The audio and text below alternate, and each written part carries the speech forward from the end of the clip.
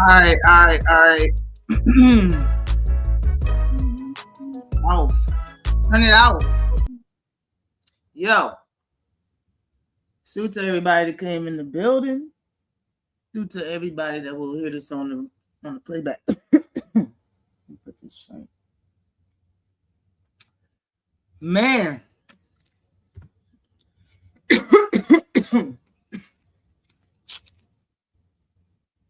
I don't feel bad that I didn't make a video for this fight. I think it would have been hard for me to make a video about this fight because I would have refused not to keep it real. You know what I'm saying? I would refuse. So I would have made the video and I would have said things that I didn't want to say, but things that I believed that was true. I spoke about the fight. I spoke about Errol Spence and just him in general multiple times since since the fight with Terrence Crawford. I spoke about him multiple times about his return, and then but I was really waiting on the explanation on why he looked the way he did when he fought Terrence Crawford. So when he did this interview and he told his side of the story and how he felt, what was wrong with him in his career, and all together, what was going on and the outcome on why he looked the way he did versus Terrence Crawford. It's like, and I said it then, and people took what I was saying that I wasn't with Errol Spence no more and I was against him, but I'm not against him at all. One loss ain't nothing. Any loss to Terrence Crawford. Everybody has the way they feel about it, especially the way everybody has a different way that they feel about the things he said in the interview. But the fact still remains that before he said what he said in the interview, I knew that one small mistake ain't going to have you looking that bad. You feel what I'm saying? And I was right because he still looks bad. And it's been years. Now, after he made the video, after he did the interview and said what he said, all the things about training and him drinking, the accidents, the surgeries, all of it, it's like a lot of times with us being fans of certain fighters, we want to always ride with them. There's nothing wrong with that. But I've been conditioning myself to say who I would like to win, and then I'll say who I think will win. You know what I mean? And I didn't really want to talk like that about Earl. I never, ever said that anybody was going to beat Earl. And if I was going to make a video about this, it would have been the first time I did it. And I didn't want to because I feel that he's not going to keep fighting. I don't, you know what I mean? Like, this wasn't a video. I wasn't going to talk about Errol Spence and wanting to be right. I feel like all of us feel the same way. We just don't really want to say it. We just don't really want to talk about it. You understand what I'm saying? All of us feel and know that something was wrong. Something is wrong with Errol Spence. You feel me? So if you're a true fan of his, you don't really want to express how you feel if it's in a negative light about somebody that is your favorite fighter. You could, and I spoke about it, and like I said, people thought that I was against him. I'm not against him. I will never be against one of my favorite fighters. He has retired now, so I have to make this live mostly about him and not about everybody else. I'm not going to be on here this long this morning. I had a great time yesterday of watching all the fights. I didn't catch everything. I did not catch everything. But I will talk about some of the other fights first before I even get into Errol Spence deeply and his retiring and Tim Tszyu and his fight. And there's some videos I want to play also because everybody's saying the same thing. It's not really nothing anybody can come on here and say to you that I seen this in the fight that you didn't see. Like, come on now. You seen it. We know what it is. But salute to D-Man Jr. in the building. What is good with you, sir? Appreciate you coming in the building first, too. Definitely appreciate you. Lone Star in the building. Yeah, happy Lord's Day edition to you also. Appreciate the life and the career of one of our fellow brothers in the sport. Definitely. It was hard to watch. Hard to watch overall for boxing all weekend for me. Dang. It was some tough ones going on. Salute to Lee Jackson in the building. What is good with you, sir? Definitely appreciate you coming in the building. Now listen, what card was it? AJ. That's what it was. AJ fought in the AMs. He fought in the morning. Okay, his whole card was in the morning. I thought the card was pretty good, but it was way too much time in between fights, if you ask me. Way too much time. They seen Alexander Usyk, bruh. They called Alexander. Well, they knew he was gonna come up there. He came up there and started talking, bro. Alexander Usyk can't form a whole sentence in English. You understand me? Regardless if it's broken or not, he cannot form a whole sentence in English. I'm over here. I'm doing something, but every now and then I hear something that make me look up at the screen. Yo, he's not really saying nothing because he don't speak English. He's up there talking for 25, 30 minutes, bro, about nothing. They're asking the man question and giving him silence. He's like, ego. That's what he's doing, but making sounds. He was doing movements with his hands, but not really sign language. Bro, what is this? And y'all over here acting like y'all know what he means and shit, know what he's trying to say and shit. Like, what is it? It was so irritating listening to that. I'm like, yo, what are y'all sitting here just entertaining? Y'all are entertaining this shit. Y'all know Alexander Usyk did not answer your question just now. He didn't say shit. He can't speak English. What are y'all doing? Why y'all up here playing around? Y'all, nobody, and he didn't even say nothing in his language. Like, he just was up there making sounds and saying fighters' names because he know fighters' names and shit, but he couldn't form a whole sentence. I was like, yo, what is going on? What is this shit? And it was too much time in between fights. But anyway, Josh Kelly, man, listen, Josh Kelly irritated my soul so tough. I wanted him to lose. I was so glad when he started getting beat up and started getting bloodied, bludgered. He started getting, man.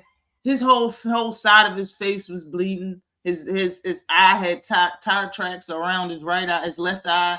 His whole tip of his nose was red. Rudolph. It looked like he took a knife and cut a chunk out of Kelly's nose, Josh Kelly's nose.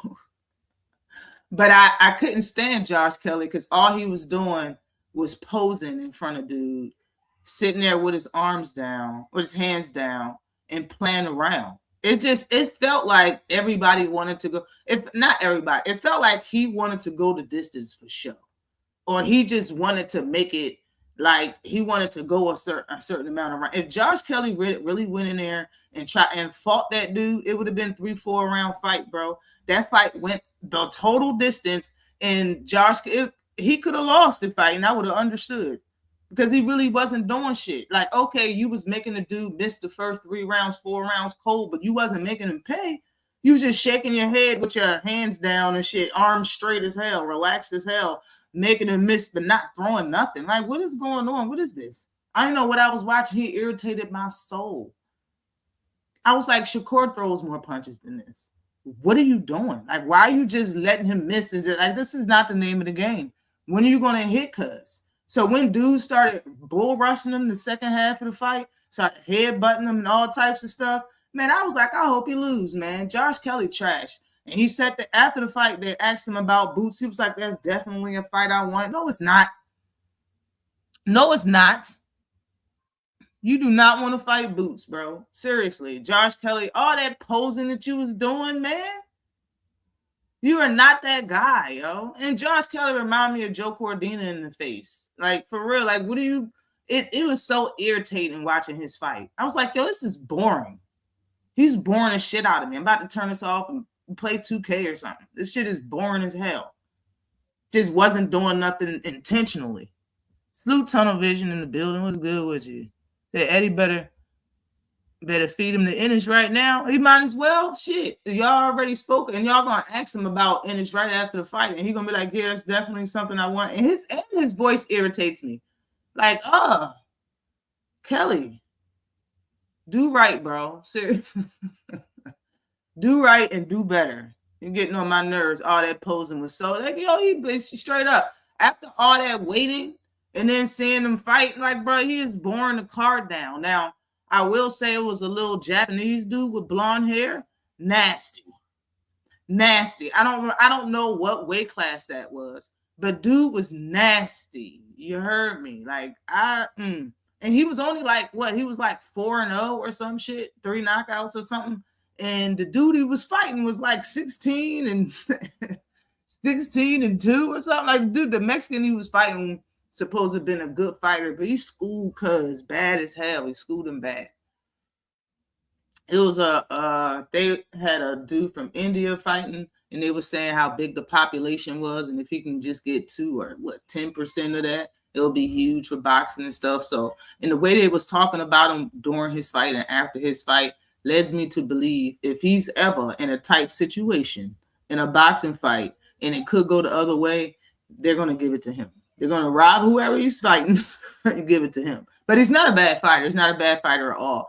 The best thing that I seen in his fight, that I'm talking about the Indian dude, was that when he threw his uppercuts, when he wanted to throw punches, he moved while he was throwing it. It's not like he didn't move towards you and threw the punch and then move.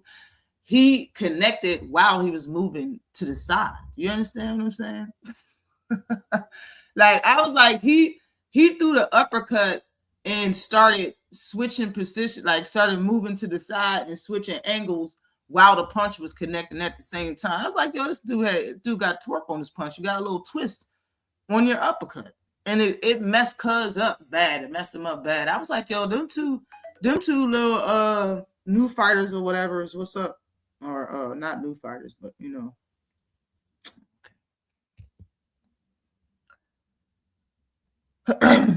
Raymond salute to you. Said the rise and fall of Errol Spence should be investigated. It's sad, man. I wish after the Porter fight he remained disciplined after the fight, because that moment seemed like EJ championship. Yo, that's the picture that I have up there on my thumbnail is when he fought Podcast Porter. Podcast Porter, I didn't like nothing that he had to say about this fight. I really didn't. Maybe I didn't hear everything, but I didn't like nothing that he had to say. Talking about he's sleeping on Tim Tszyu or whatnot, bro. Come on now. Did you hear his interview and what he was saying? He trying to see if he's sleeping on himself. He ain't sleeping on nobody else. He gonna talk the way he talk and defend himself like everybody else do. But Errol wasn't sleeping on no damn Tim Tszyu, bro. Errol was trying to see if he still got it. And to what he was trying to say to the people, I'm not trying to get to the Errol Spence joint yet, but fuck it. In my eyes, and this is what I would have said if I made a video. I didn't want to make no video saying talking like this, but I can say it now because he's retired. You feel what I'm saying? And he lost his last fight. I believe he only came back. And he said he kept saying when somebody asked him about a rematch, but he was like, yo, how would I have a rematch if that would have been the time? I wouldn't have been ready. So how would have been a rematch? But ready is like, should be in all caps. Okay. He only came back because he didn't want to end his career off Terrence Crawford.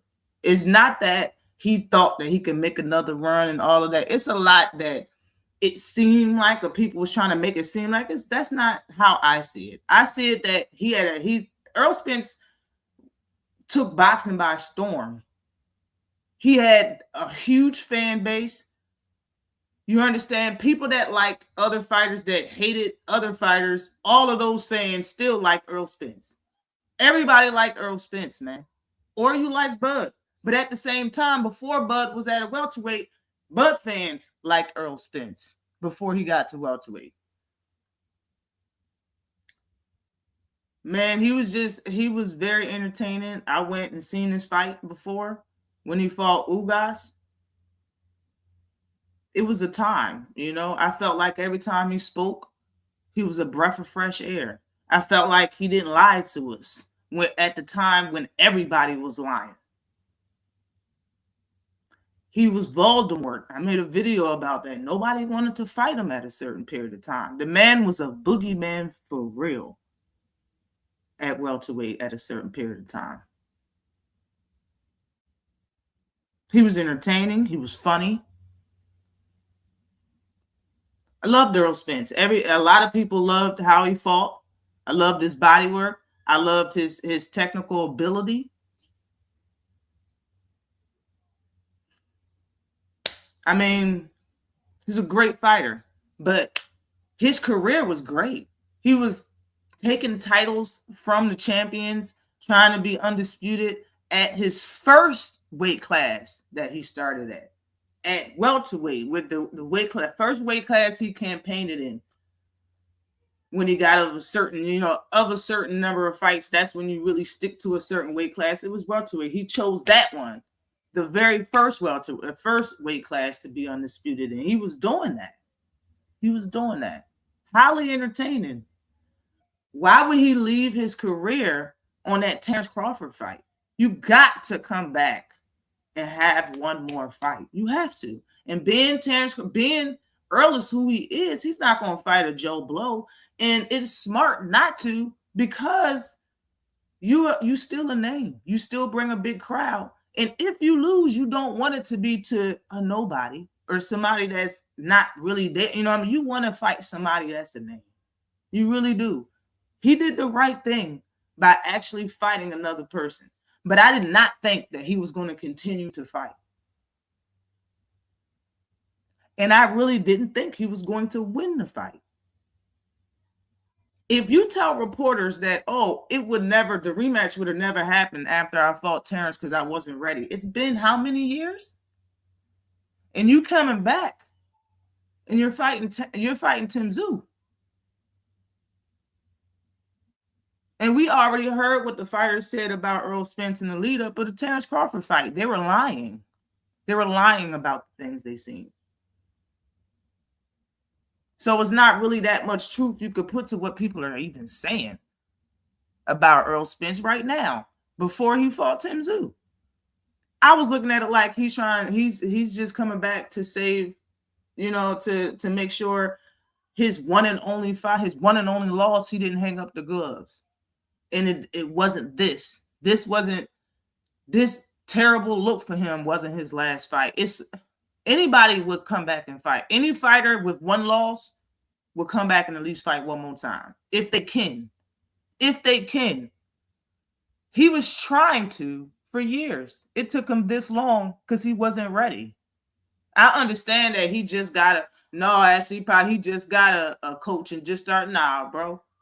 The man is rich. He's a millionaire. He's been fighting and working out and eating right all his life. Y'all said people been seeing him for years and he's always in shape. He was working out and all that shit. He knew he wasn't ready. He knew he wasn't ready to go to any trainer to train for boxing. He knew it.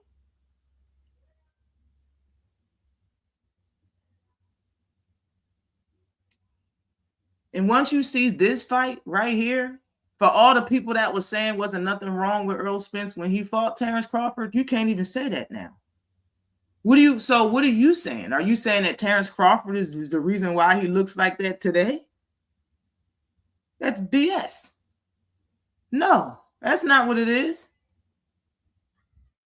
Everything that he's saying, I think, took a toll on the reason why he looked the way he did when he fought Terrence Crawford. Mostly, it was the drinking. It was the drinking. Now, people can talk about him being thrown by the car. He got thrown out of that car and had a couple of fights. You understand me? He didn't get in that car accident and only fight Terrence Crawford. So a lot of times it's just hard for us to be honest with ourselves. That's just like Cool Boy Steph, which I will get into. But Cool Boy Steph, everybody knew that he was going over there to Japan. He was fighting a monster that knocks people out, and y'all saying he cheat and he stacks his hand gloves and it feels like concrete when you get punched. And I think Cool Boy is chinny. All of y'all Cool Boy fans knew deep down in your brain that he was not going to beat Monster, but y'all got right on YouTube and was like, I'm going with my man Cool Boy. That's just how we are as fans, and there's nothing wrong with that. But I wasn't going to make this video about my guy, Errol Spence. I wasn't going to say that he was going to lose because I definitely didn't think he was going to beat Tim Tszyu. Absolutely not. No way you can look like that and come back. And then when I seen him hitting the mitts, bro, you look jobbed the same way that you did when you fought Terrence Crawford. And this is just practice. You're going slow, literally. Ain't nobody in front of you. There's no big lights. Ain't nobody punching back at you.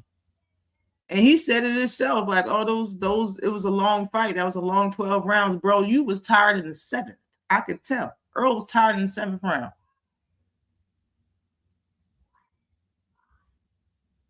Shout out to Tim Tszyu for not kicking it into Errol, because he could have. I think Tim Tszyu took it easy on my guy Errol Spence. Tim Tszyu is a slept-on fighter, in my opinion.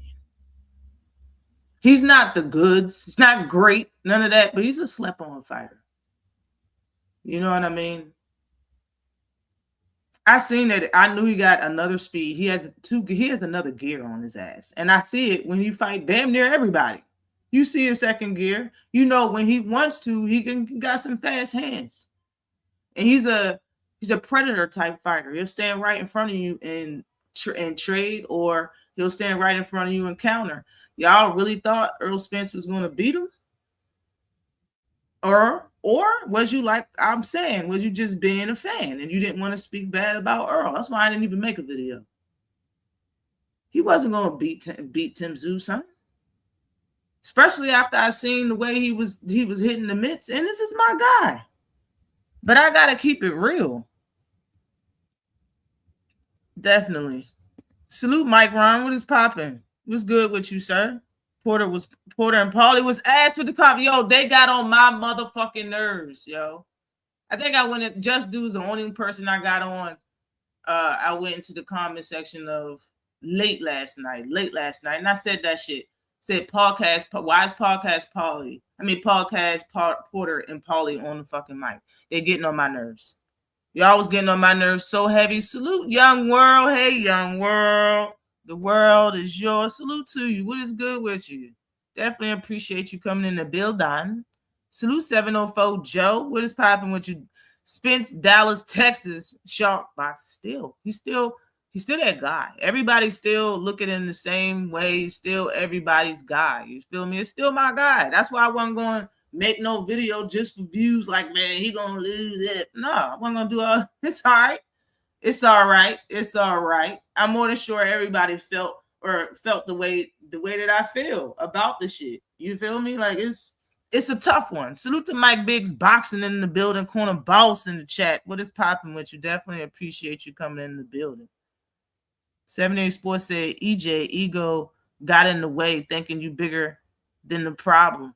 Nobody would have blamed you for wanting a tune-up after 3 years, knowing the Bud fight went. I agree with the first part. I agree with what he's saying. Nobody would have blamed him, but I think that if he would have took a tune-up and lost to a tune-up, it would have been worse than him just losing to Tim Tszyu.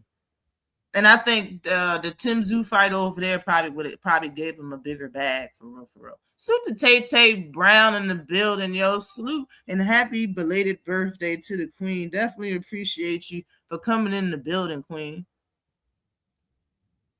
The car wreck is the reason Spence is who he is today. Yeah, it's definitely a part. Yeah, and the drinking as well.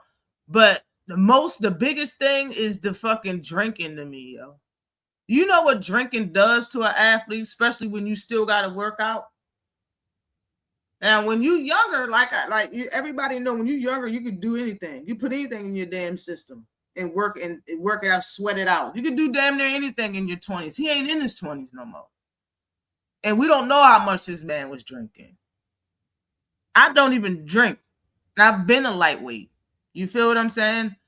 If I drunk something, when I did drink in my 20s, when I did drink, if I was going to go work out or something, I'm going to be lagging as shit. And anybody would tell you, if you are a person that works out, if you usually do, a hardcore workout or whatever, an hour straight, if you have been drinking and you still got to do the same workout, it'll probably take your ass 2 hours to get through that same 1 hour workout. And it's not hitting your body the same. You're working off something that shouldn't even be in your system right now, instead of actually working on the muscles in your body.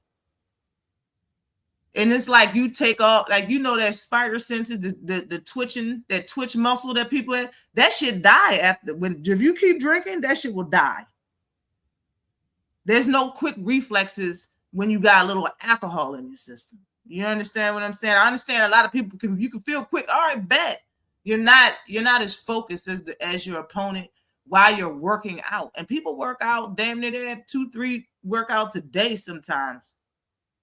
You feel me? You training for a fight can't be long as hell.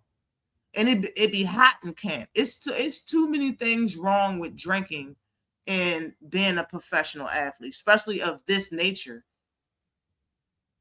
Being a boxer, that's why when it came out, when that dude from the team, from the money gym or whatever, the money team from that gym, Floyd Mayweather gym, I can't remember the dude name, kind of heavy set, dark skinned man.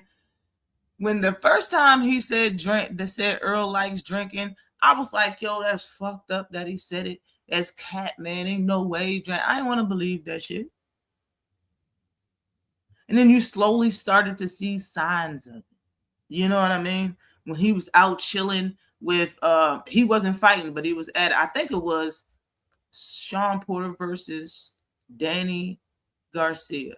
That's when all of them was in the back, both Charlos, him, Robert Easter, and Tank, and all of them seemed like they was drunk. Everybody seemed drunk.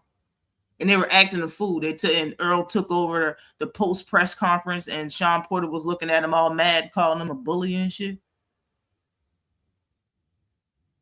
It was signs all over the place, though. Pause time, Snooty say they can't last long like the GOAT Demetrius Andre. Yo, like, oh no, the GOAT, like the GOAT, Laura, bruh. The GOAT is Laura. And that's another thing, man. Tim Tszyu talking about he feel great at 160, gonna stay at 160. And he said, who's at 160? I want a title fight. Who's there? Laura? Bruh, why you say that? Why'd you say Laura? People think Laura retired. And a lot of people don't even know he got a title.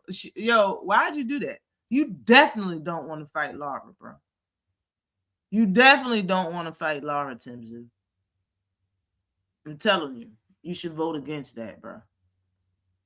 I was optimistic about Errol coming back. Yeah, it was tough. It's tough to really to be absolutely happy for him coming back until you actually see how he look in the ring. I'm not here just to be. I'm not trying to get entertained that much. I'm not that thirsty. Shit.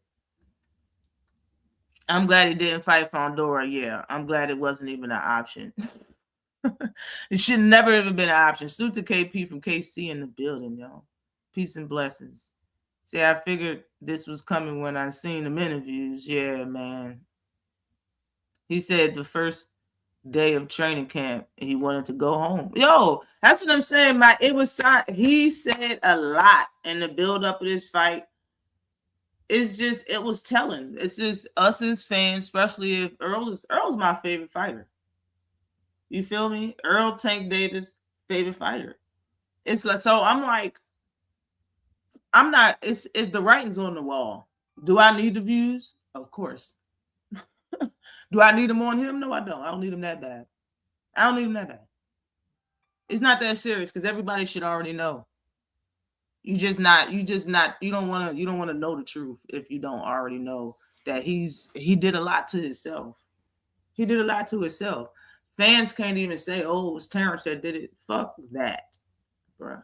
And for the people that's Terrence fans, bro, after the win, y'all really wanted to try to stick it to Errol fans by saying, wasn't nothing wrong with Errol.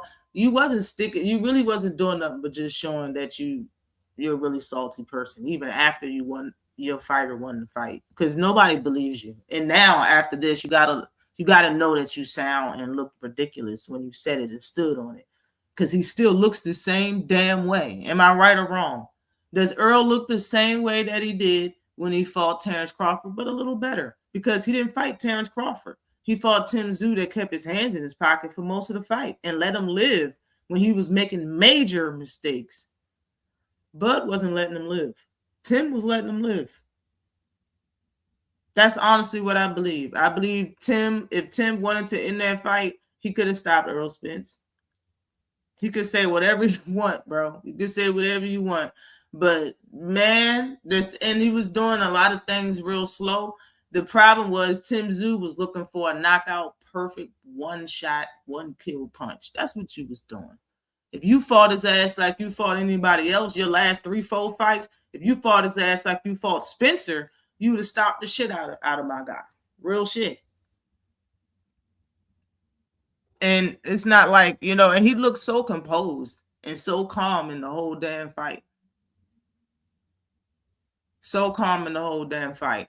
In the lead up of the fight, I thought he was just Tim Tszyu was very calm, cool, and collected. I felt that he knew what was riding on this fight. He knew how much it was on this fight, being that this man came back after over 1,000 days, bro. He's been over, and they put it on the screen before the fight. It's been over 1,000 days since he's been in the ring. He chose you, and he chose to come to your continent. He chose to come to Australia. You feel me? And he can't look good against you in front of all these people. You feel me? That's what I was like. He's calm, cool, and collected. He's ready for this. But I have to remind people, just like here in the States, I understand he's in Australia, but this is still boxing, baby. Money moves, and so do people's words. Very fast in 2026. Before Errol Spence fought Terrence Crawford, you heard Rolly Romero come out and say he want to move up. This motherfucker was at 135 at the time, I believe. He said he wanted to move up from 135 and fight Errol Spence when he was about to fight Bud. He said this shit. Everybody was like, wow, but he doubled down on it, and he said it again in a different interview. And I said it. I said it's because this is boxing, baby. I've been told y'all. And since I said it, years past, but fighters has come out and said the same shit. This is boxing. Everybody's in everybody's business, and can't nobody do something without another person knowing. These fighters fight for millions of dollars. The networks, the businesses, managers, promoters, all are invested with millions of dollars. They get a lot of money out of this shit. Do you think everything's being done fairly? No. It's politics of boxing. Do you think that there's not spies in every damn gym? There is. There's always somebody in the gym that will tell you what's going on in the gym for free or for a fee. Do you hear me? It's too much money involved in this sport. There's no way in the world that people don't know, or people didn't know, how Errol was looking in that gym on his comeback versus Tim Tszyu. Ain't no way that people didn't make it their fucking business to see exactly how Errol Spence was, especially at, bro. Seriously, do y'all hear me talking? There's no way. So Rolly Romero knew that Errol Spence was fucked up before the fight. Before the week of the fight, he said this shit. So he knew in training camp that he looked like shit. Errol said he looked like shit in training camp. There was no training camp. Training camp, I didn't do this. I didn't do that. I think he knew he had an injury. I think Rolly knew that Errol Spence was looking bad and he had an injury, his ribs or whatever. He knew it. So he was like, yeah, I'll fight Errol or whatever. Rolly being a big mouth, he said a lot to me when he said that. Because I believe, and I know, regardless of who don't want to believe me or who don't want to believe Devin Haney when he said it, or other fighters when they fucking said it. After I said it, of course. But still, like, bro, everybody's in everybody's business, son. Y'all be at work in the workplace in the same business building, and everybody's in everybody's business for fucking free. Y'all not even competing with each other. This is a competition. Everybody's in everybody's business, boo. I'm trying to tell y'all. Terrence Crawford probably knew Errol was fucked up before he fought Errol Spence. Do you understand me? Tim Tszyu knew that Errol Spence wasn't at his best before he got to Australia. I guarantee it. You hear me? I guarantee it. Said Cool Boy Steph a disappointment. He tried that missing weight stuff with Foster and it ain't work. Bull is embarrassment. 9 pounds overweight is crazy. I think it was 6 pounds and some change, but it's 9 altogether because the fight was supposed to be at 130. And then he switched it to 133 the week of the fight or a week before the fight. And they were cool with it. His opponent was cool with it. And then he came over 6 pounds over that. Like, bro, you are a motherfucking junior welterweight, my guy. Cool Boy Steph is shorter and smaller. People listen. If people be trying to tell me shit, I'm trying to tell y'all, bruh. On a day to weigh in, when he was fighting when he fought Monster and all of that shit, this nigga is visibly smaller and shorter than Tank Davis. You hear me? Do you hear me? He admitted that this nigga walks around 170 pounds. He admitted that he walks around 170. And he's choosing to fight at that small ass weight classes. If anybody's a weight bully that y'all be talking about, is Cool Boy Steph.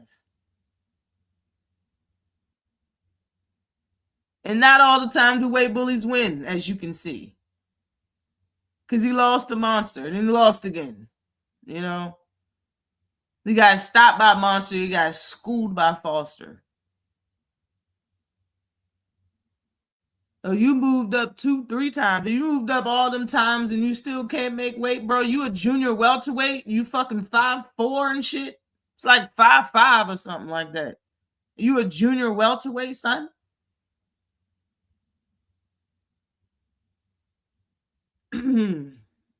But Shakur too small for 140. But let me go on. Salute to Mike Biggs boxing again. He said Laura will wash to Tim Tszyu. In my opinion, he will. Laura is the.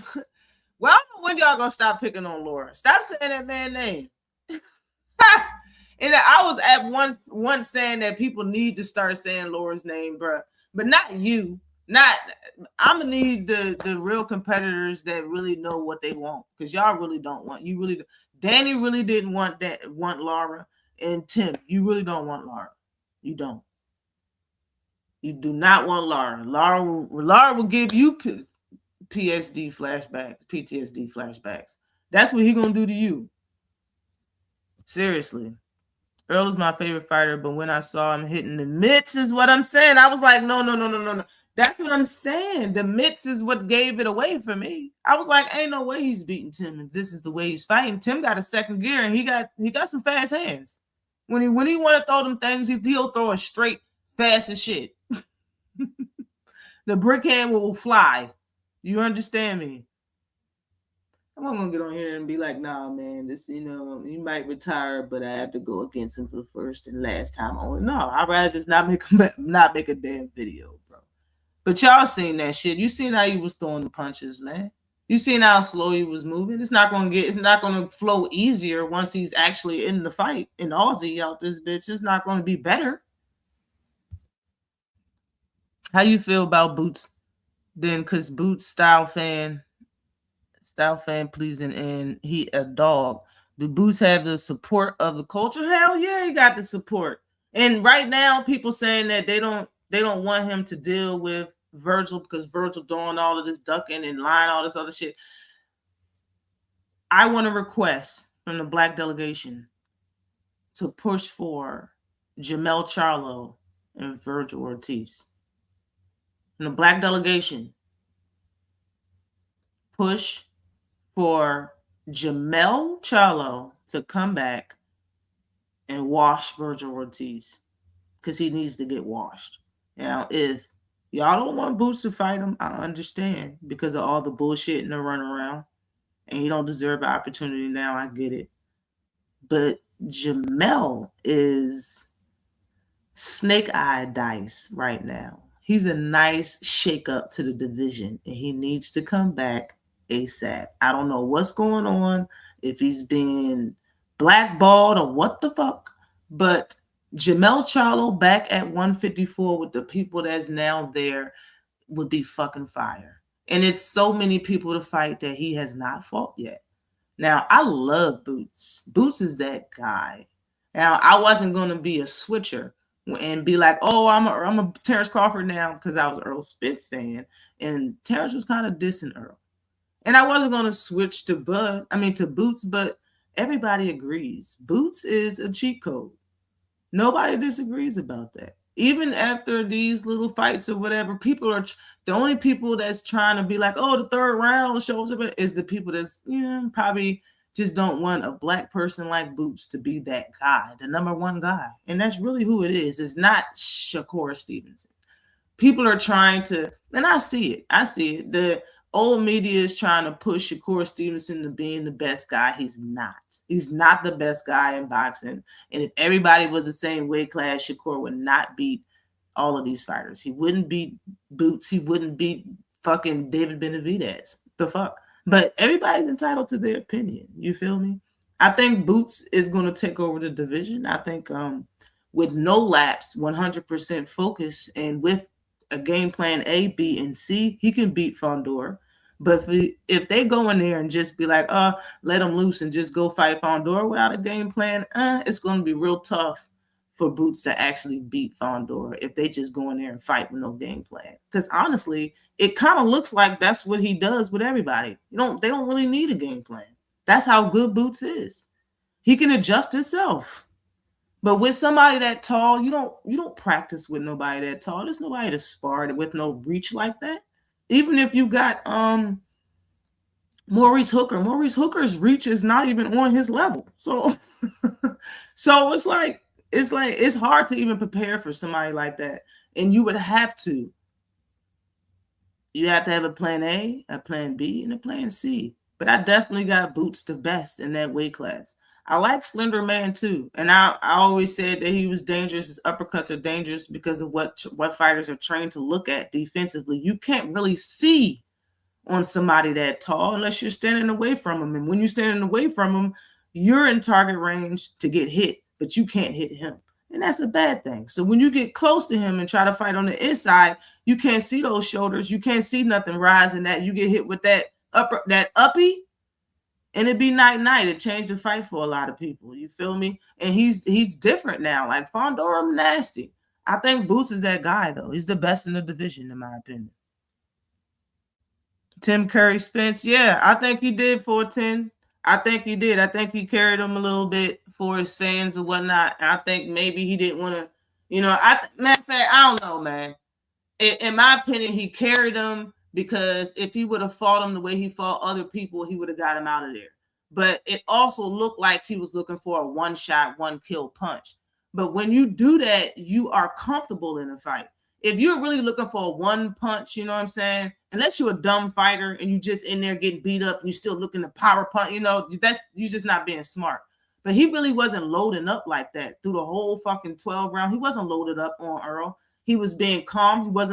Errol threw fucking over 400, 600 punches or some shit. Some in between 400, 600, something like that. He threw mad punches. It was ample times that Tim could have capitalized on countering on Errol Spence, especially the slow punches to the body. And the fact that a lot of times he was off balance and he spent his whole body around. Tim Tszyu was, you can see him, he was about to hit him and then he changed his mind. He could have bull rushed Errol if he wanted to. He just didn't. You understand what I'm saying? He just didn't. He could have did a lot. He just chose not to. Salute Devontae Cromwell in the building. What is good with you? What up? What up?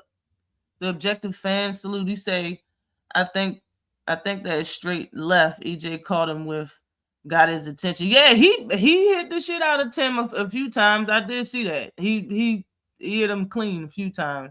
And he realized EJ didn't step into that punch as a knockout punch, but he felt it, that little bit of pop EJ had, but definitely let him live. Yeah, so you saying that it's possible that, he could have possibly got embarrassed if he would have stepped on the gas. Just like he said, they're the only two people in there and they hear what's going on. You know what I'm saying? So I mean, that's true too. That's true too. Well, could be true too. The pop was just a lot. You know what I'm saying? But salute to you, A1. Salute to SBG Mello in the building. What is good with you, twin? What's popping with you? Definitely appreciate you coming through the building. Pause time said PBC would feed Tim to Hernandez. Man, maybe okay. You might as well fight him than Laura. Then I vote against the Laura fight. I mean, he can fight Laura. I'll watch it and all of that, but nah, bro. I'm not doing it. I'm not trying to vote for that, bro. I'm not trying to vote for it. That was hard to watch, man. It definitely was. It definitely was, Darrell. Jamel needs 1 to 2 tune-ups. I think so. So Tunnel Vision, you don't think he can come back and beat Virgil Ortiz? I think Virgil Ortiz just got like one style. Like, you know what I'm saying? Like, I don't know, man. I think Jamel is nice, but I think maybe he needs a tune up, or like you said, maybe he needs to. But I think he's good enough to beat Virgil for real. I really do. Salute SBG Mello in the super chat. Definitely appreciate you in the super chat, twin. I definitely appreciate you. What did he say? Oh, Boxer First Blog, what's good with you? It's been a little minute. Salute to you. Definitely appreciate you. Good morning. He say, Charlo would get smoked. Charlo been out the ring 3 years, man. I don't know if Charlo want to fight. Man, Charlo been talking like he want to fight. Man, I remember that last interview he did with I think it was who was it? Thurman, when Thurman fought Fondor. After that, he did an interview with Sean Zettel, and I reviewed that interview. It was fucking hilarious. He seemed like he was drunk. He was cussing Sean Zettel out. It was hilarious. It was hilarious. He talked like he wanted that smoke, and he was talking all shitty about Errol Spence and stuff. Like, bro, it's time to come back out and say something. I seen his brother that had an interview talking about him and stuff. Bro, it's time to come back out. It's time to come back out and fight. You should spar Diego Pachenko. Man, speaking of Pachenko, man, who did he say he wanted to fight? I don't think Diego Pachenko is ready for Manguia. Jaime Manguia. I think that's who he said he wanted to fight. Yeah, I don't know if he's ready for that. And then he said Shiraz. I think he said Shiraz. Hell nah. But really, Shiraz didn't look all of that nice last night. He didn't look that good. He looked like he had an injury. Even his corner was like, "You all right? You hurt? Fuck wrong with you?" Basically, like, yo, what's wrong with you? Why you ain't throwing punches? Why you ain't doing this and doing that? But dude was doing some good. His opponent in there was blocking at the right times, and a lot of stuff that he was doing wasn't getting through. But in my opinion, his punch selections wasn't right. Like what he was choosing for his selections wasn't right, and what he did right, like the punches that Shiraz hit hard on his opponent, he didn't stick to doing it. He didn't keep doing it over and over again. It's like when Shiraz hit him with his hardest punches, he was like, "Oh, okay," and he just try to just box. Like, no, bro, keep banging him. But it really looked like he hurt his hand. You know what I'm saying? Because his opponent, even though it was a little shorter than him, he held his head low, and when he would block, he would bring his head down a little bit. So it's very possible that he punched the top of that dude's skull and probably hurt his hand or fractured something. You know what I'm saying? And he just didn't want to say it in the corner because the cameras are right there. Regardless of what's going on, the commentators will pick up on the cameras and say that shit right on the mic. Oh, something's wrong with his hand. You know what I'm saying? That shit travels. One person said one person and gets to the corner and be like, "Oh, your opponent's hand is hurt." Like, yo. So he didn't say anything. It's very possible that he could have been hurt though. But sparring Diego don't really use his reach as well. But he gonna need a lot. He gonna need a lot of sparring because there's nobody that can match that reach unless he's fighting some tall ass heavyweight. You feel me? Boots just different. You gonna have to kill him because he's fast and have power. He got swag too. Yeah, he do. He be styling and profiling on dudes. Yeah. When he did the slow-mo, but still had pop on them punches versus Villa, that shit was wild, yo. That shit was wild. It looked like you was looking at something that was edited, but that's just how he did it. That shit was crazy. He still had pop and he was moving his arm slow. And then like he did like the 5-inch punch at the end of it when he hit. Like, bro, that shit was wild. It was wild. The man got true skills, and people try. I'm just saying. Everybody's entitled to their own opinion, but the best in the sport, as far as skill, as far as everything, I would have to give it to Jaron and David Benavidez, the likes calibers of those two fighters. I wouldn't give it to nobody else right now, currently in this sport. Salute to Zach B in the building. What is good with you? 21 gun salute to EJ for a great career. Definitely. Salute J Man. What is good with you? Salute. Flowers to you. Salute to you. Thank you. Salute Thrill Hill. Definitely appreciate you coming through. Yeah, people saying that he needed to tune up for sure. Did you see him hitting the Mitch though? He threw what, 2 jabs in a straight right or something, and he was moving forward the whole time. Like that right there, when you fighting somebody, because I don't know how y'all realize, especially the bigger guys, not the tiny small guys, but the people, the welterweights and up, they don't move their feet that much. They be standing directly in front of you. You feel me? A lot of them don't be on their toes. Somebody come to them with 2 strong jabs, moving forward the whole time. Both his feet was moving constantly forward, and them shits was loud. Bow, bow, bow. I was like, geez, man. Somebody get that man a fight. Somebody get that man a fight. Jamel Charlo once was that guy, man.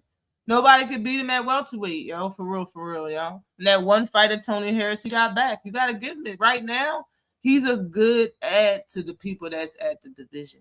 So if he needs a tune-up or 2, I'm with y'all. I want to see him back in the ring, though. Like ASAP, Rocky. ASAP. Salute to you, Snacks B. Snack Bisms. What is good with you?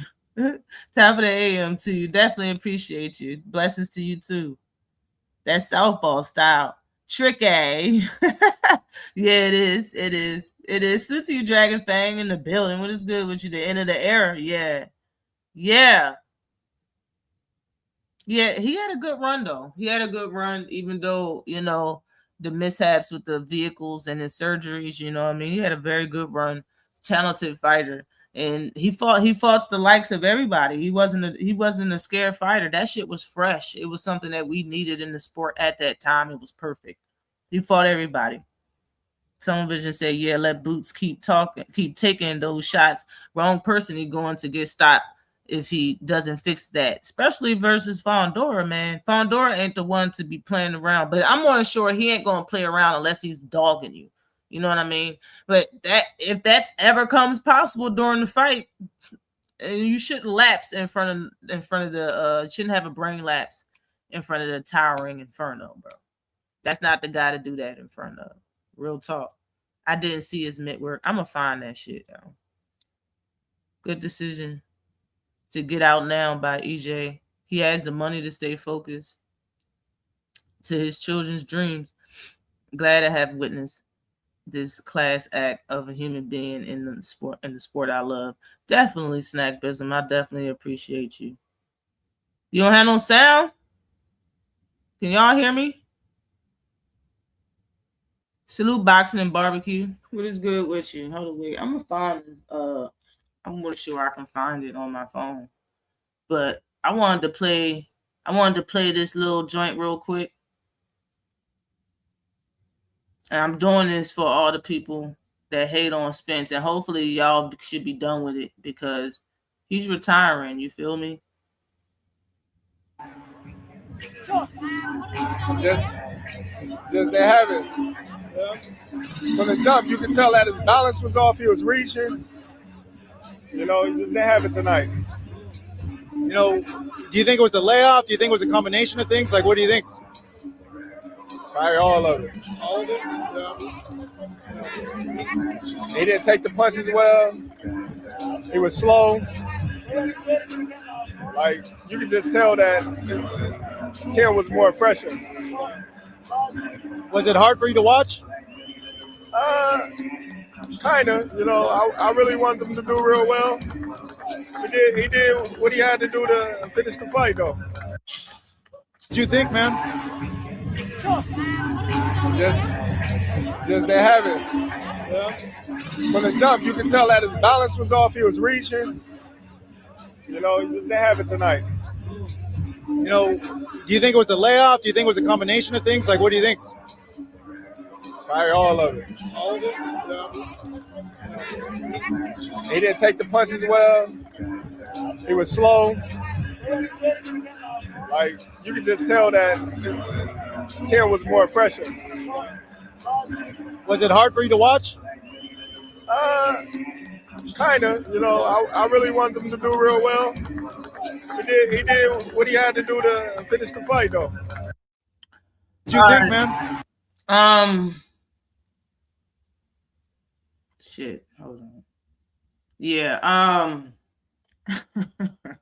I only played that for people to don't be like, oh yeah, it was Terrence. Terrence did it.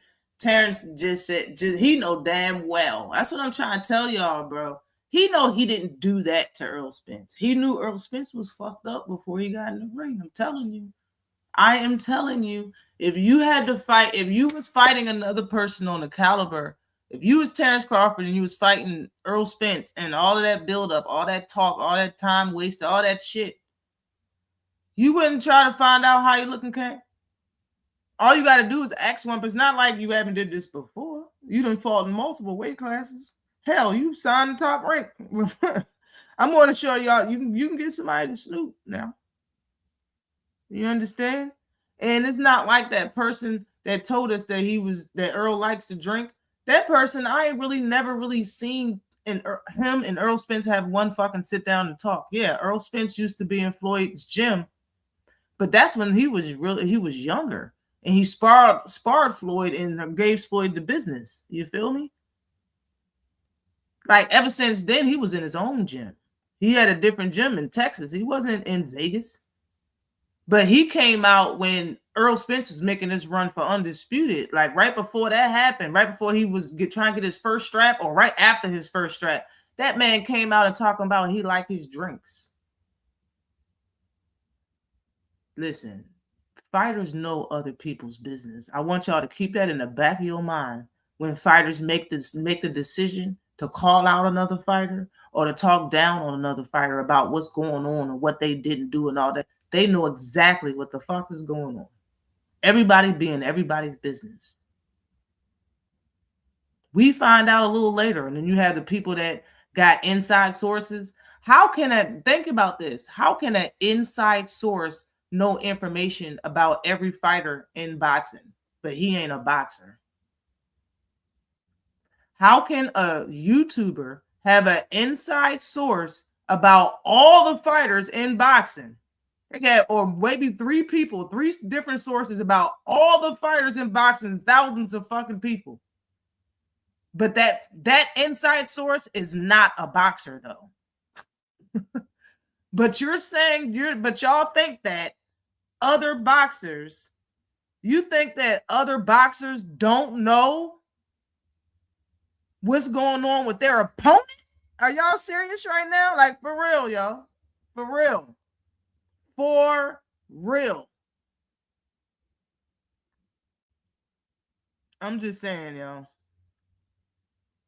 Went out and came back. Now it sounds good. I don't know what's going on. People be saying that StreamYard ain't right. They said they got a new owner. Things change, and they haven't been right since then. Shit, I guess I'm seeing it now because I got new internet. My internet is high as far as like how good it is. So, and I got all my bars. He said, "I'm glad Spence invested his money wisely, unlike Fulton, who spent $1.5 million on clothes." He said that shit, and we'll be back on the block in 10 years talking about what he used to be. Oh my God, bro. And let me go on Fulton since you bring them up, tunnel vision. And let me say this. I didn't know he said that stuff, that he spent all that. And he's a little guy. Y'all fabric is cheap. I'm not gonna say cheap, but me being a tall woman, the more fabric you use, the more the clothes cost. It's a fact. It's a real thing. You understand me? He's short and little. How much can your clothes possibly cost, bruh? You do not need to be styling and profiling on that level.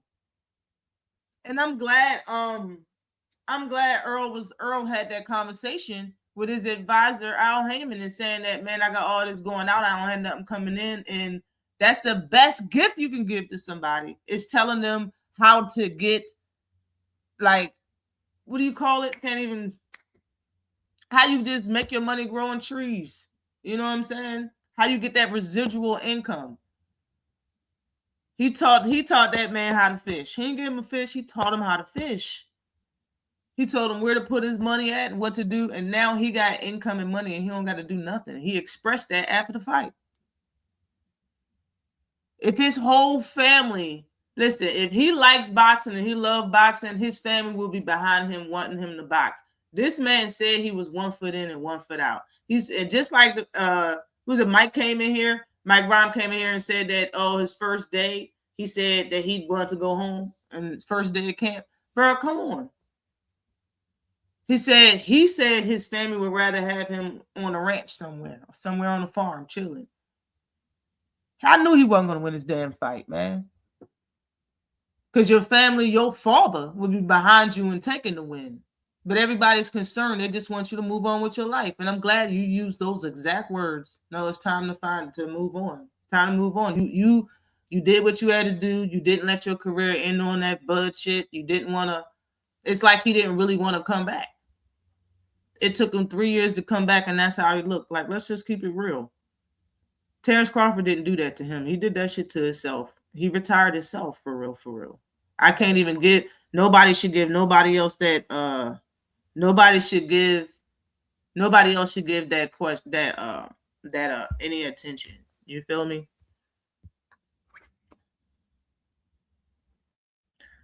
Y'all gotta understand Boots be playing. He said it was too easy and he was just playing, but he gonna be better versus those top guys. He just be wanting to put on a show. I believe you. I believe that is true though, Raymond. I believe that. I don't think he's a boring fighter at all, and he probably did want to put on a show. I believe you. Oh damn, y'all, with the sound. Crawford is a hater. It was only there for self-promotion. Thank you for saying that, Tunnel Vision. I was going to say it regardless of how people felt about it. I was going to say the same shit. For self-promotion and looking at a potential rematch bag. He don't care about Spence at all. That's a fact. I don't think it was hard to watch for you. Why? How was that hard to watch and you was in there doing what you was doing? How was that hard to watch? It's not like y'all became friends after the fight, baby. Y'all ain't talk. Y'all didn't talk. Y'all wasn't friends before or after the fight. This man, for what, I don't know. Why is he liking clout right now? This man did. We couldn't squeeze a whole fucking interview out of his ass when he was fighting. Now he got a lot to say. He got a lot to say about everybody. Pushing his agendas and shit. Like, bro, Terrence Crawford is a hater. He is a hater. But this is all for you. You went to Australia, bro?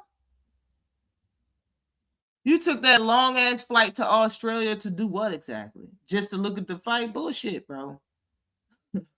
Bullshit, yo. You this motherfucker is trying to get attention off of 10. He likes the attention, in my opinion. And he's not trying. He's getting attention. That's what he's doing. Wherever he's going, where it's a boxing event, people gonna know who he is. He's gonna get attention. People gonna make him feel good about himself. That's what this is about. Motherfuckers want to make him feel good. He want to feel good about this shit. In the post-presser, EJ sounded like it took a few puffs off that shit. That blicky. Yo, after the fight, though, he was nice and clear, talking real fast. He was, after the fight, that momentum was still in him. He was cool. He was talking on it. He was saying, I think this is it. Thank you for everybody for coming out. But yeah, this is it. It's over now. 21 gun salute. It's like you said, yo, salute to him, and hold on. Jeez. Salute to him and his pops and his team. Derek James, salute to him. Salute to Rodney Shields. Salute to everybody that had something to do with the man's success, for real. And actually him wanting to chase and being able to chase his dreams, because we had a good time being entertained by the guy, for real. Well, Bud lost a little money on the fight, about 7K. He bet Errol was gonna win. The fuck? The fuck? I guess that's what Mikey Garcia saw when he fought Spence. The drinking, it's very possible. Is that Seafood? Salute to you, Seafood. Definitely appreciate you coming in the building. If you spend 10,000 on a pair of jeans, you're a fool. I don't care how much money you got. He was spending 10,000. Wow. Oh my God, yo. Supreme in the building. Salute to Supreme Game. Super Supreme Game in the building. What is going on with you? Definitely appreciate you coming in the building. I'm going to drop the link real quick. Hold on.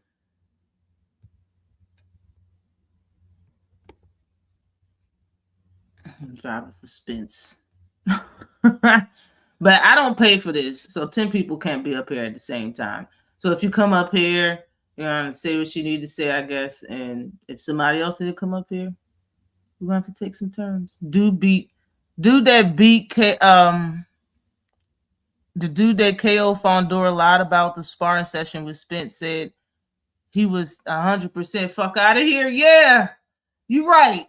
He did say a lot. He did say some shit, yo. And I think Brian Norman said that he wasn't in there for him. He did for a lot, and he didn't spar Earl, but he looked sharp and he was ready on them dumb Timberland boxing boots.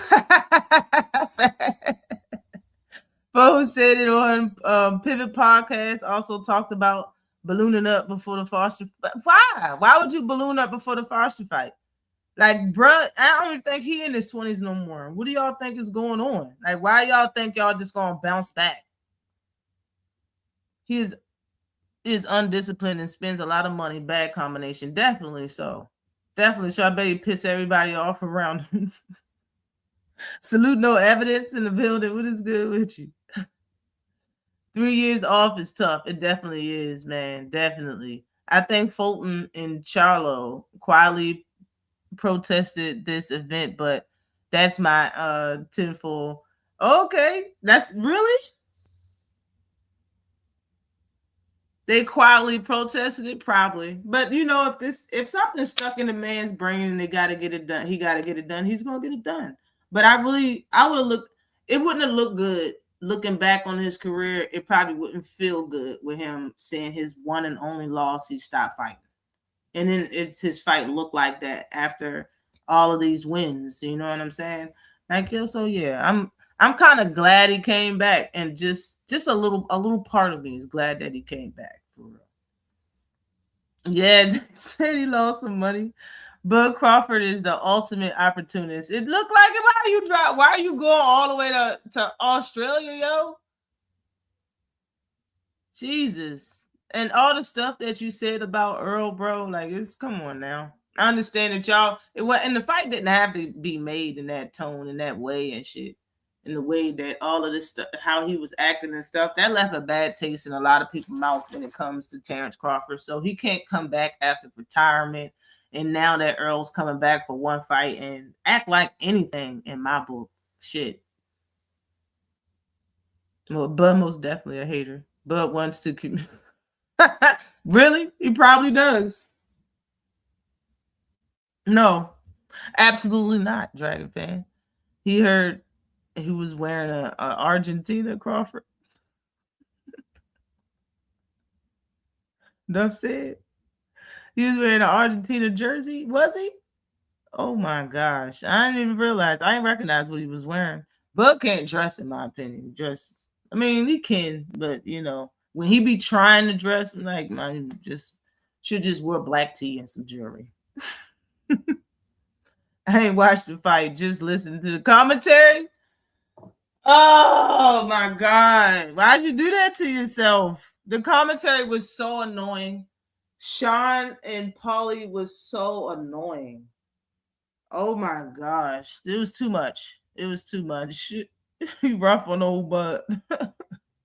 Bud Crawford is trying to siphon Earl's fans.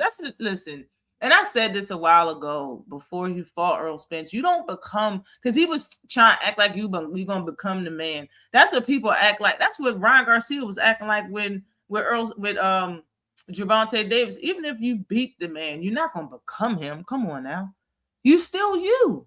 Especially the type of person that and personality that Errol Spence have. You can beat Earl, you're not going to become Errol Spence. And you've seen it. You've seen it in real life. You beat Errol Spence bad. You beat him bad. Did you become him though? Absolutely not. Absolutely not. And now he came back and you've seen how people are attracted back to him after all these years and you wanted to be a part of it. So you took a flight to Australia. I'm not even, I don't believe you.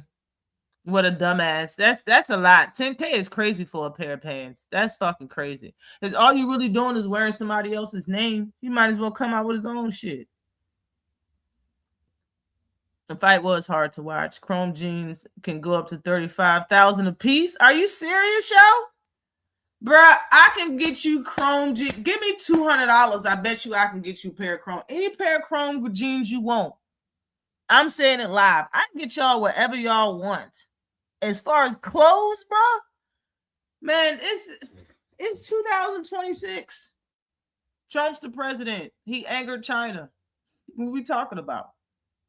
Who makes these clothes? China. What are we talking about? Y'all better cut out the middleman and stop paying for this shit. Y'all better cut it out. Go get your shit from China.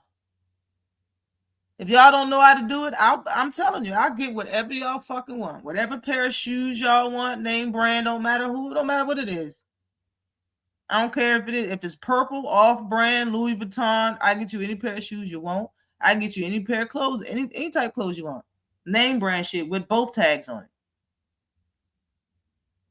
Real shit. Real clothes, no fakes. Like, bruh. Y'all don't have to go and shop in America no more. You don't have to. People choose to do that shit.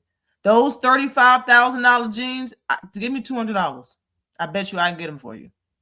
Okay? Just being real. Crawford wants to be a superhero so bad, but it's just isn't working. You said a superheroes. I mean, a superstar is funny as fuck. Why I say a superhero? You want to be a superstar is crazy because you retired. It's over. Very hard to watch. I was on D1 Live. Oh, okay. I got you. You was listening to that commentary. I got you. Mike Tyson had an Argentina jersey on too. Why are they doing that? What they doing that for? That's crazy. Errol, warrior, but that car accident was very severe. Yeah, it was. It was. I tried to tell you, Sheldon Moore, I was acting like band up. He could have gotten on a plane and went to the source for them jeans for less than that. Exactly, bro. 35 grand. Shit. He could have just went to China and got all the shit that he wanted and saved a few $1,000s. Saved at least 5 figures for sure. Really, Ash? Let me find out. You the plug? Yeah. Yes. Live too. I watched this morning. That's a brand new SUV? What? What? Peeps be wearing name brands to be flexing and overpaying, wasting money, right? Like, but you're doing it for other people to look at you. How? If you people know that you're a professional fighter, they know you got money. If they don't, bro, you got a big ass chain and medallion around your neck. Like, how much more do you want? You need the clothes too. You need to spend that. You need the top brand clothes at that. That's crazy as hell. Hold on. Chrome Hearts founder looked like most school. With a goatee, I bet. Yeah. I bet. I bet. And you're paying thousands of dollars to wear his name, bro, to wear his idea. That's basically what it is. It's his idea. Now, he's not making the clothes, bro. He's ordering that shit to be made a certain way and then selling it to you for 35 grand. But the people that's making them clothes can make them bitches and sell it to you for pennies on a dollar. For pennies on a dollar. I'm just saying, like, this shit's crazy, yo. That shit's crazy though. Old school out here catching strays. Nah, bro. But I understand what he's saying. You know what I mean? He's saying basically that the clothes is for the young. These young people with money is buying it, and it was an old man that. Oh man, it looked like what's the people that used to the duck hunters or whatever the fuck that was rich because they made the little duck noise. They had a show or whatever. All of them had a bunch of. You look like bluegrass. You understand? Like, bro, you made them joints, and like all the young rappers and the Negroes like it. That shit is crazy. It's just crazy. It's crazy.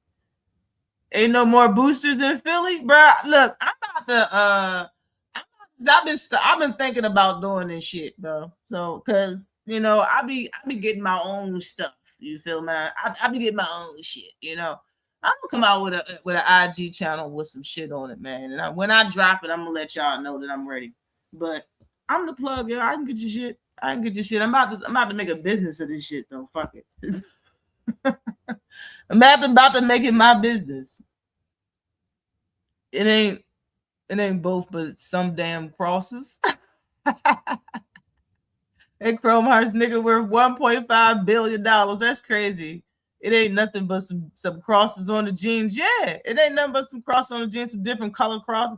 Duck Dynasty. Yeah, bro. You know what it is. You know what it is. No evidence. Yeah, little hillbilly joint. Yeah. Yeah. And that's what he designed some shit that got everybody spending people's whole what they making a year out this bitch. If one pair of jeans costs $3,500, a whole outfit is what some people make in a year. For real. Shoes, pants, shirt, fucking hat, year. That's a year's worth salary. Crazy. 3 years on the couch was too much to overcome. Salute to Sheldon Moore in the building. What is good with you? That old man creating generational wealth off these young dudes is crazy. That's crazy, yo. That's Duck Dynasty, yeah, man. Chrome Hearts founder basically Andy Warhol. You niggas. And he put a tomato can and called it art. Yeah. Listen, spin that shit. Yo. Why'd you They play that song entirely too much, bro. Spin that shit. But that's what it is, man. Boosting is the way of life in 2026, man. Shit, and it's not even called boosting no more because the border is open. You feel me? You had to boost back then. Now you can just get in touch, and they'll send you that shit, babe. But you just gotta know the right people because they will send you some bullshit, depending on who you contact or what company you with. They could send you some bullshit. They could send you a picture of some good shit and then send you some bullshit. There's a lot of trial and error in this thing. A whole lot of trial and error. But I got y'all. A pair of jeans that you need, right? Insurance on is crazy. Absolutely nuts. Hold on. Something else I wanted to play. Matter of fact, no. Before I go there, I wanted to finish talking about Cool Boy Steph. Cool Boy Steph, weight bully for sure. He was fighting at what was it, 122? That's what Monster fight at or whatever. He went from 122 to 126 to 130 to 135. And you still can't make the weight. Well, actually, you went to 130, and then you never really went to 135 for this last fight. It was a catch weight at 133 that you changed it to. And then you missed weight by what, 6 pounds or 7 pounds altogether. So basically you missed weight by 10 pounds. Now, I can agree a little bit by him saying he would never take that long fight to Australia knowing that he can't make weight. But that's the problem. When you are that far off of weight, you should have already got down in weight. Like, you can't blow up in between fights when you're already being a weight bully. That's what I said about Devin. Everybody was like, Devin don't never blow up between fights. I said, because he's a weight bully, he can't afford to blow up in between fights. People thought I was hating, but hey, 7 years down the line, I was right. The man is big as fuck. You know what I'm saying? So when it comes to him, he's the ultimate weight bully, bro. You was down at those small weight classes, but you was cutting that much fucking weight. And like I told y'all years ago, a lot of fighters cut they weight the week of the fight, bro. They cutting 20 pounds that damn week. They're not cutting pounds throughout training camp. Maybe if it's a fat camp, they're cutting weight, but you already supposed to be close to weight when your camp starts. So when you do cut weight, it's only probably like 10 pounds, but nobody does that shit. Nobody does that. Everybody cuts weight the week of the fight, and everybody cuts weight. Not everybody. Most fighters cut 20 to 20 pounds, 25 pounds or more. They're cutting just to make weight. And just like Caleb Plant's coach said, Caleb Plant didn't have to be 168 pounds, but for 15 seconds. Because he know what it is. His fighter cut weight all the way down to stepping on the scale. And when you get off the scale, he's going right back up from 168. These fighters don't walk around or be close to their damn weight class. And that's just the fact. And when you look at Cool Boy Steph, he's the definition of that shit. You might as well put his picture beside it. You can't even make – that's 10 pounds, bro. You are a junior welterweight, bro. And you went down in weight and lost. And then you came up in weight and still lost. In my opinion, you need to find another career. That's just me. Cool Boy need to find another career. You can't fight at 135 or 140. They'll eat you alive, bro. You trying to say you was down there in Australia where they got heat down there. It's not cold in Australia. You feel me? You couldn't cut weight. You said you stopped sweating. So if you stop sweating and you stopped sweating, that means you was overworking out because you wasn't sweating. So you was doing even more shit and nothing came off of you. These fighters put themselves through hell because they know they're not good enough or don't have the stature to fight in the weight class that they're comfortable in. That be my deal breaker when it comes to fighters. Yeah, I'll watch it. I'll talk about it. I have a YouTube channel. I'm going to talk about it and watch it. But are they my favorites? Fuck no. Because they're not about that business. They ain't about that life. They scared of their own shadow. You keep scared of somebody that weigh the same amount as you. You want to make sure that you get down small as a bitch so you can have an advantage on somebody. That shit ain't cool to me. Now, I understand that a lot of fighters cut down in weight. A lot of fighters do. But you walk around 170, dog. Who's walking around 170 that's fighting at 126? Nobody. Be a man and fight at 135. It's still too much damn weight to cut. But he was doing this shit faithfully. Bro, you need to find another career because it's over for you. If you can't get down back and weight or you can't be disciplined like that, it's over. You need another career. Be a trainer or some shit.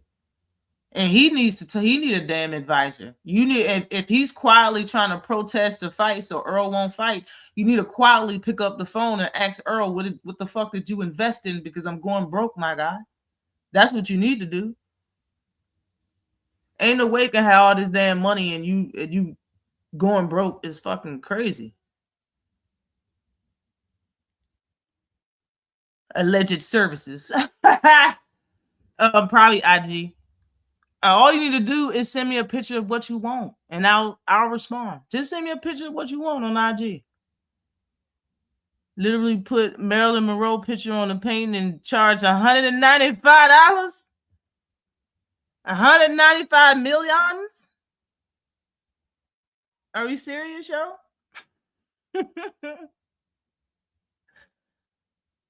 Yo. I think Fulton and Charlo protest the event Tim Tszyu was visibly holding back and restraining himself. It seemed like he was holding back. It really did. To all Dev's ops, you too small, except Ryan. Facts. Fact. Earl probably made 15 million, so I support the decision, but that was a tough watch. It was. Exactly. Nobody have that Marvin Hagler attitude one weight class. Yeah, that's a fact. He drunk kangaroo milk. Salute Dark Cat in the building. What's good? What you say? Good day, Miss Lady. What's good? Welp. Most of us boxing fans knew that we were going to get from Earl. That's what I'm saying. Comeback performance. When you make Tim Tszyu look like he got something left in the tank, hang it up. Yeah, man. Yeah, he came back to make sure that he didn't have that Terrence Crawford fight, the last fight, just one loss, and you stop fighting. Yeah, I don't think that's good. You know what I mean? So he fought again. That's what's up. Cool Boy walked around 180 and made 122. I thought it was. I didn't know if I was giving him grace or not. That's why I said 170. But 180? Cool Boy. How tall is Cool Boy? As I thought he was like 5'5", 5'4". How tall is Cool Boy? Because Terrence Crawford got on the scale and weighed 177 before his first fight at welterweight. Before his first fight at welterweight, after he got undisputed at 140, he was weighing 177 after his move up. I'm not saying he right after the fight he said no. When he moved up, but before his first fight, before he fought Jeff Horn, he got on the scale and he showed he was 177. Cool Boy little ass is walking around 180 and he made 122. That's a weight bully. And this whole it doesn't matter if you can make weight, bro. It should fucking matter. It should in your brain, because it definitely matters in mine. Especially if you want to be a fan of a motherfucker. Ask yourself why he don't have the gonads to fight at a higher weight class. Because he wants easy millions? And that's what y'all respect? I don't. I can't. I could never. Marilyn Monroe is the original 304. Tim had compassion. I believe so. Salute to Ril's daddy, him in the building. What is good with you? Salute to Nick Ballin TV. He said, great career, Earl. I had to turn it off early. Couldn't stand seeing him like that. Yeah, man. Yeah, man, these niggas wanted Earl to fight Fondor. What the fuck? I didn't want that shit. I didn't want that shit. Oh, man. Oh, my gosh. So you think Food Boy moving up to 154, 160? I think he should stop fighting. I really think he should stop fighting. But I really think what he's going to do is try to fight at 130. Just give it a better try and try to be more disciplined this time. Because he can't fight at 135, bro. I don't even think he can fight at 130. I really don't. I don't think he don't have the style or the size. He don't have the athleticism for real. Like, he doesn't even look like the same guy that he was at 122. Like, you don't even fight the same. It's like you too heavy or some shit to actually do it, to actually, get the job done at the weight class. I'm just happy EJ didn't fight no damn Fondor there. That's a fact. I was getting subbed all live. Cool Boy getting stopped bad at 130. Right.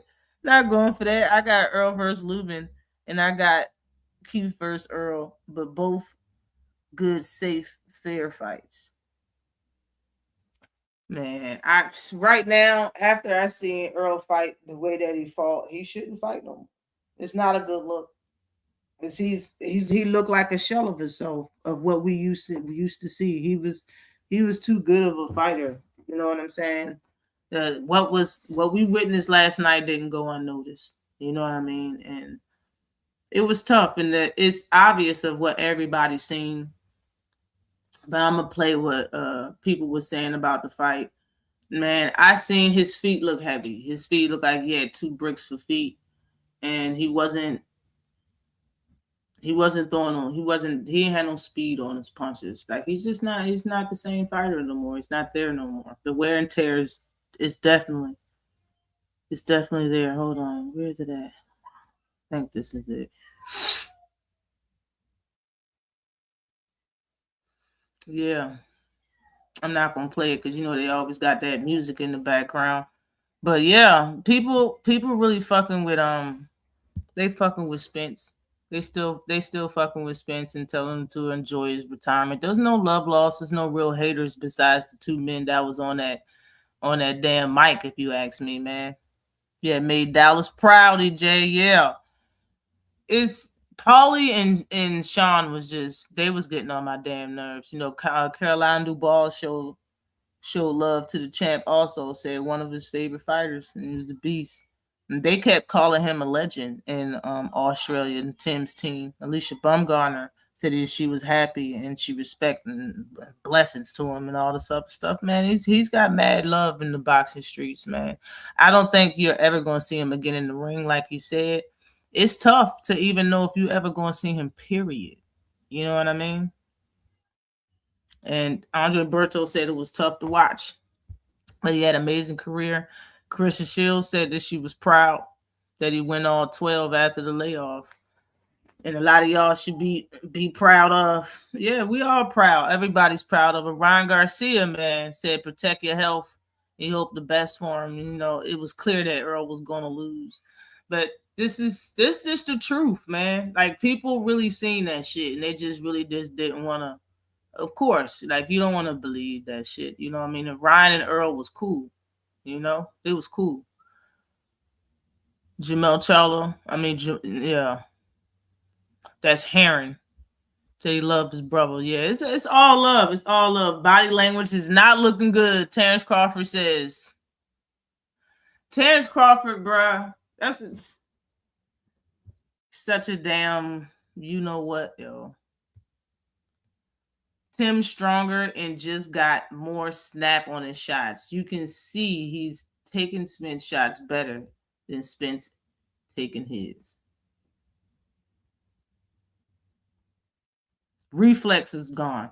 Nobody's saying all of this stuff. This is Terrence is saying all of this other stuff, bro. But real talk, like, you can see it. The writing was on the wall, for real, for real. It was on the wall.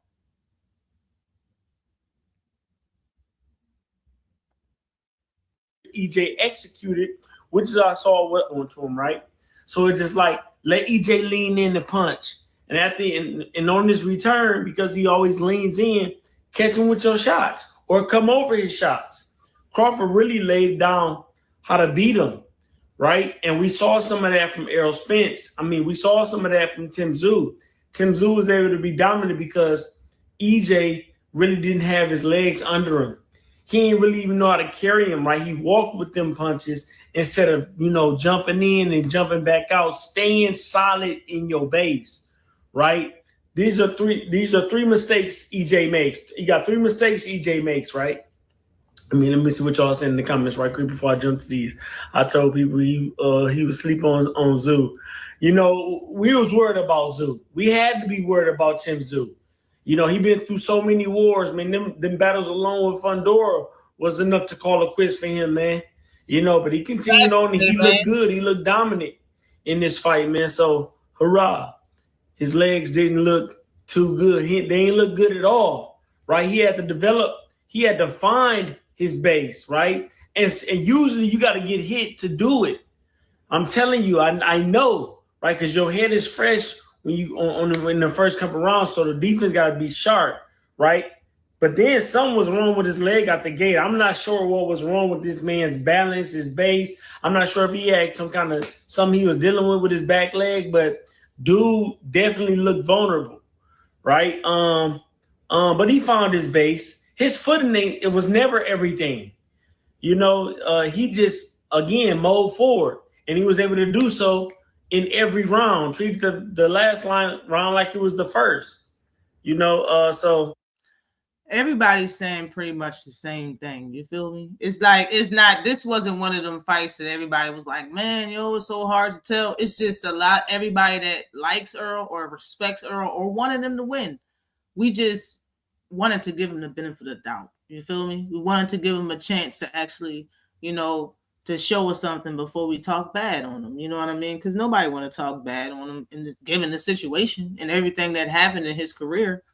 You know what I mean? But this is when he said, and this is still sticking with me, he didn't refuse to answer a specific question when it came to the interview about his balance in the Terrence Crawford fight when he had the whole interview, like a couple months ago, about his whole camp and what's been going on with him. He refused to answer that question. He said he'll talk about it on some Netflix doc, bro. Like, they should just make a whole doc about his life. You know, I know they made a doc about a few people's lives when it comes to boxing, man. It's like 3 fighters. It's for show 3 fighters. I will watch their movies of their lives for real. Errol Spence is one of them. Gervonta Davis, with all of this shit going on, oh, most definitely I will watch his fucking movie. His movies seem like it'll have to be as long as a Malcolm X movie with all the shit going on in his. But yeah, them joints, and maybe just because they're my 2 favorite fighters, I would like to see their doc. But damn, he refused to answer that question after saying all of that stuff about it, and his balance is still fucked up for all of these years. I wonder what the fuck is really going on with Errol Spence that he is not saying, because it got to be something. You understand? It got to be something. Salute the real Marlo TV in the building. What is good with you, sir? Definitely appreciate you coming through. Peace and blessings to you. Say he flew out a Ferrari windshield. Definitely show. And I think he flew like fucking, what they say, 50 yards and landed? Like how, Sway? And no broken bones. That shit crazy. This nigga said, I don't know what happened to his balance. What the Supreme, you heard him. EJ normally looks like a predator in the ring. Last night he was more like the prey. Yeah, that's a fact. And Tim could have turned into the predator. Like, Tim is a walk down stalker type puncher. Like, he wasn't throwing a lot of punches, and it was on purpose. It looked like Spence stuff too. Bad accidents, the car and Bud. Yeah, he did suffer all of that. Salute to Aubrey. What is good with you? Say fact, shit crazy. It is.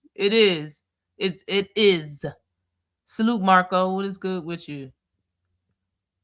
He says definitely right. Numerological. Yeah. Neurological. I can't even say that. Can never say this shit. But it gotta be something. I'm not gonna sit and believe. Salute to being boxing news in the building. What is good with you, sir? I can't sit and believe that, the drinking did it. Because he got in a car accident. And the 2 car accidents, months. It was months. It felt like a whole year and some change. Maybe 2, y'all don't even know the time. But it was a long time after the car accidents. And he fought people after that. And he didn't look like that. The fight I'm not going to talk about the Terrence Crawford fight. The fight with him and Tim Tszyu, he did not look like that right after the car accident. Am I right or wrong? After the car accident, his balance was not like that. I went to Texas and I watched him fight Ugas. His balance was not, it wasn't perfect. It wasn't like it was before the accident, of course, but it wasn't like that. It wasn't like that, bro. It wasn't like that. He had more balance under he had more of his legs was under him when he was fighting after that car accident. Something had to happen that he's not talking about. And I can't wait for him to fucking say it. I can't wait. If they ever come out with it, and hopefully he do it, come out with that Netflix special of a doc about Errol Spence Jr. I'm gonna promote it on my channel. We're gonna watch that shit. We probably review it. I probably have it just on audio for y'all can hear what's being said and not see it. Bro, that shit would be fire. I still haven't watched it. I probably would never watch the Carissa Shields one. I don't care. But I would love to watch what Errol Spence has to say about his whole career from the beginning to the end, how it all started. You got to start when you're a child now, all the way to this shit and after, and how you're going to live after the fact. I would love to watch that shit. But this whole, it's still some unanswered questions in my head. And it mostly surrounds his balance. You understand? Now, when you look at Wilder, You go back and look at Deontay Wilder when he fought Fury, the second time, and he had that dent over his ear, and people was talking about his balance is going to be off. That's his, this people were saying a lot of stuff, vertigo and all this other shit. But look at his last fight.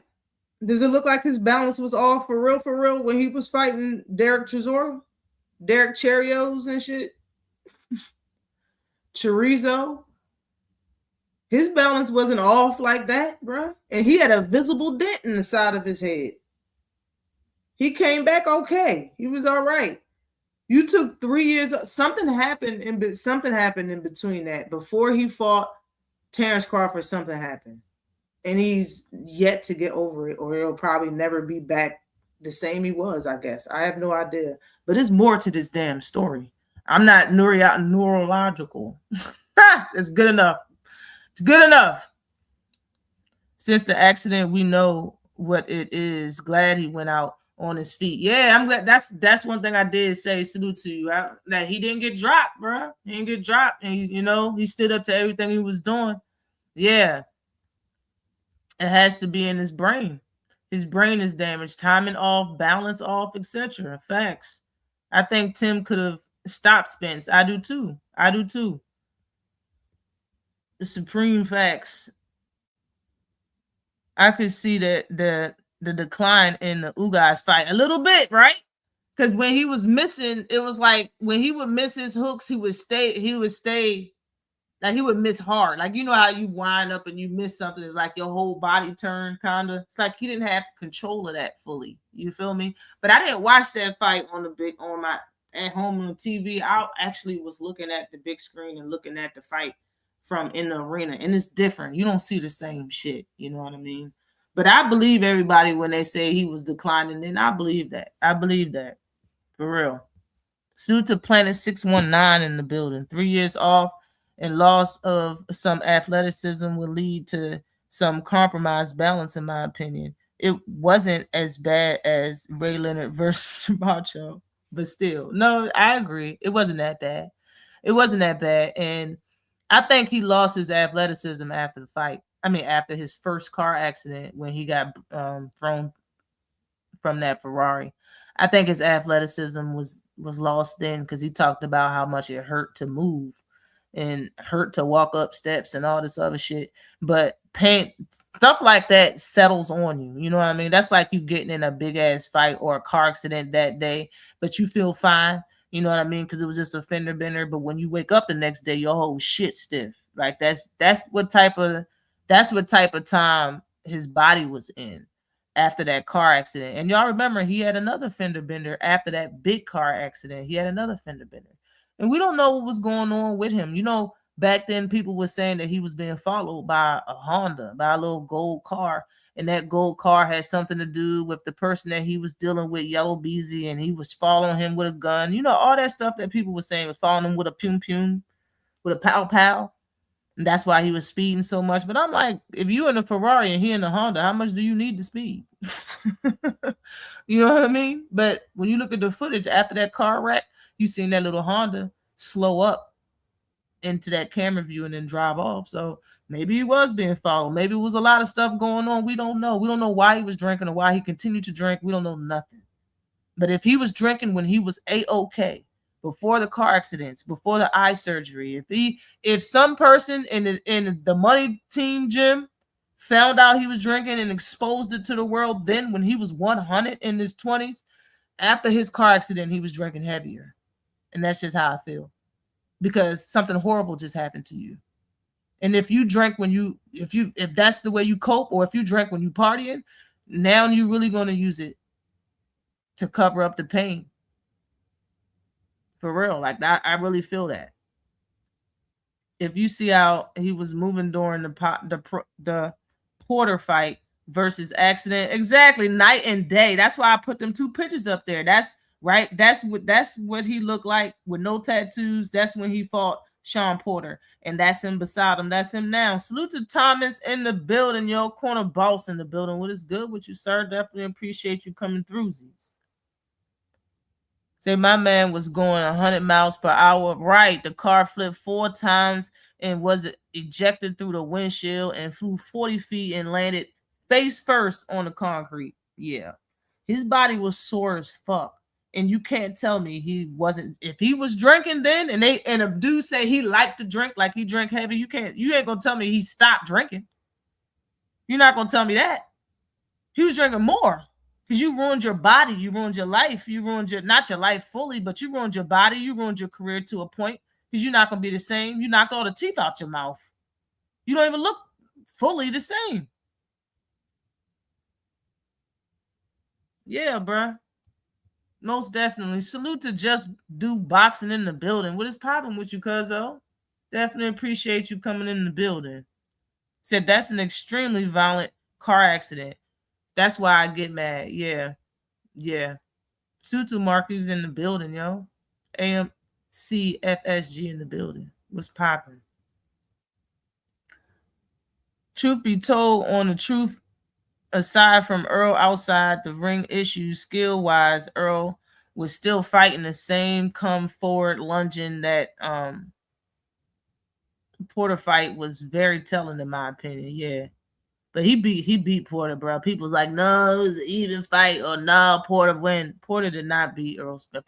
Errol schooled that nigga in that fight, in my opinion. Yellow Beezy handled business. That he was doing a lot. He was doing too much.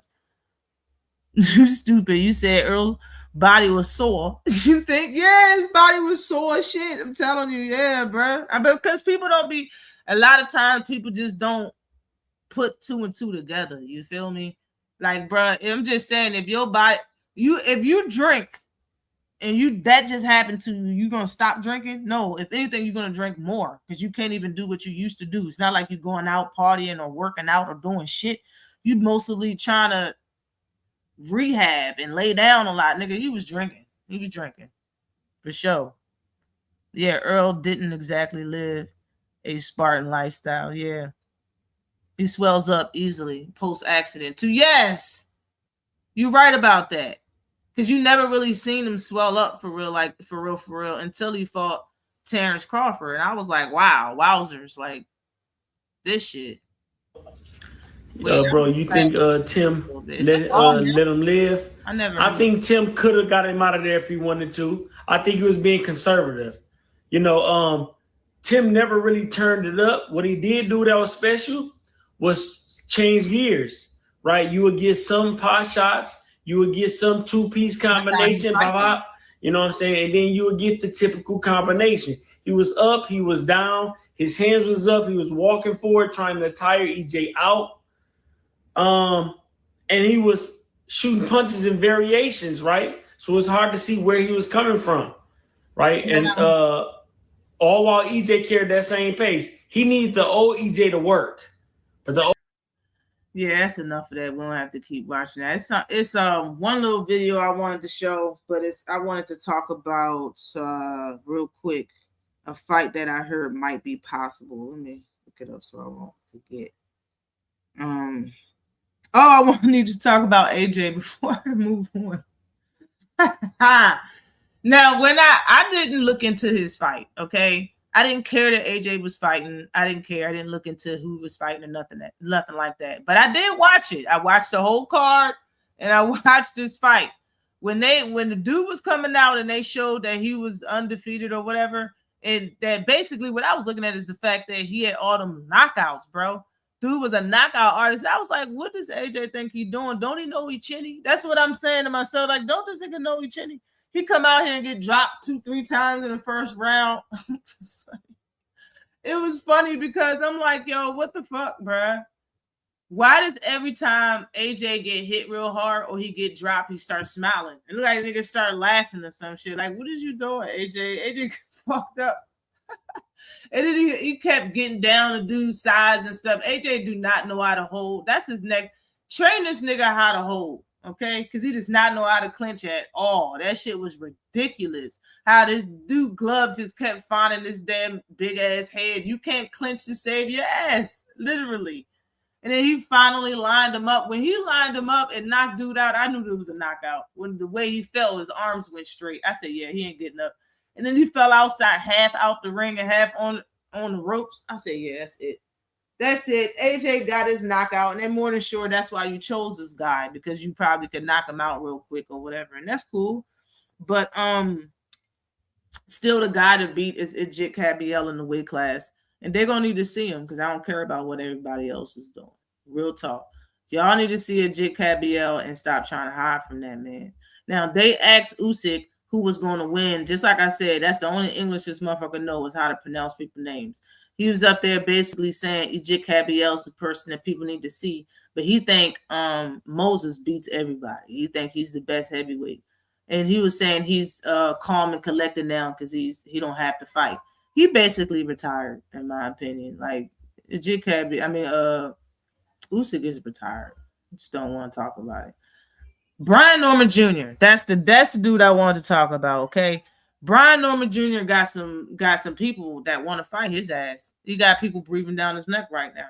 Tiger Johnson, I think, is one of them people, or both of them want to fight each other. I don't know who approached who first on Twitter, but one of them said that they wanted to fight, and the other one was cool.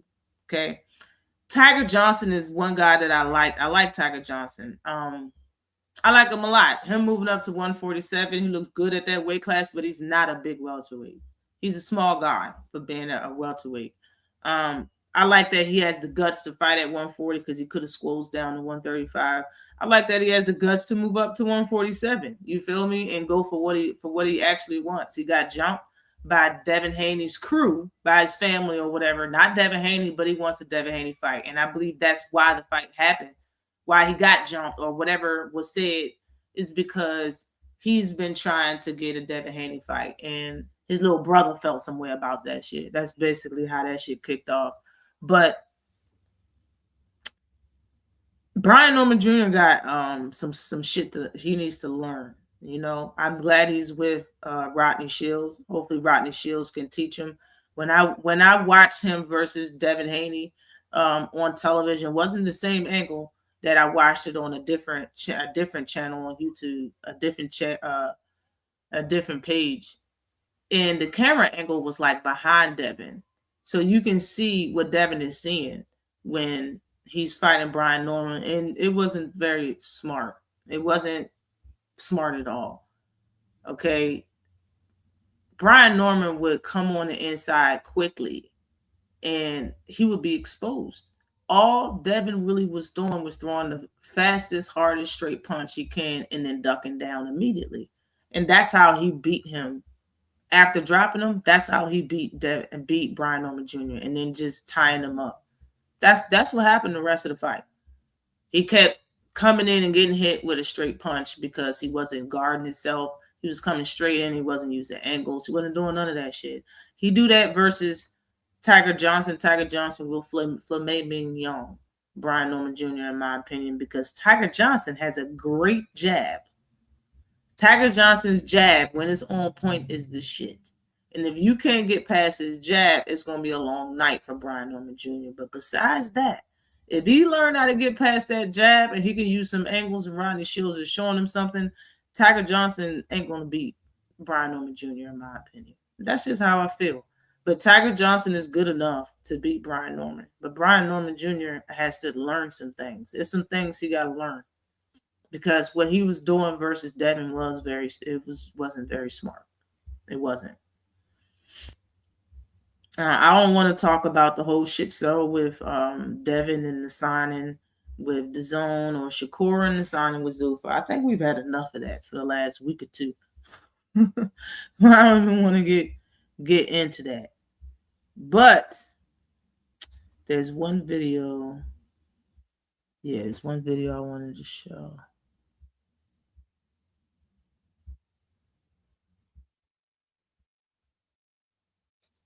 Actually, it's two, but okay.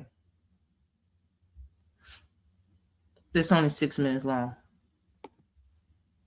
I won't tell anybody. The biggest announcement has already happened. And then, with Debo, it's just always the good times and the good news just keep on rolling. But the WBO and Gustavo, shout out to Gustavo and them for ordering, the WBO ordering Devin Haney versus Keyshawn Davis. So now Devin finally has someone that's been ordered that's on the Debo hit list. Can you believe that? That he didn't got ordered to do it? I just hope it goes through. Why do you hope? What would stop that fight from happening, Bill? Well, nothing on our part, because I think the minimum started at 200,000, and right? I mean, isn't that what they said? And I think Sean might have that. So now, isn't it a fact that when you have to go to a burst pit, most fights start out at 200K? Like it's crazy, bro.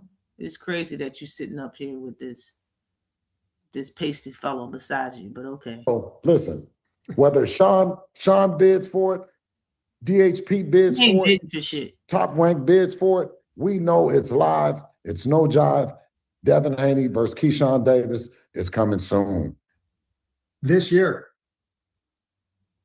Thanks, Thomas. 2026. Sean, what do you think? Your brother versus Keyshawn. Put your analyst hat on. You already know who's going, who I'm going with, Thanks, Devin the Dream Haney, Keyshawn, he's a great fighter, good, young, ruthless. But, just, he doesn't have the IQ. He doesn't have the, he doesn't have the experience. He doesn't have anything my brother has. So I think my brother, by however he wants, if he wants to get him out of there, if Keyshawn goes in there reckless, might get caught slipping like Brian Norman. Yeah.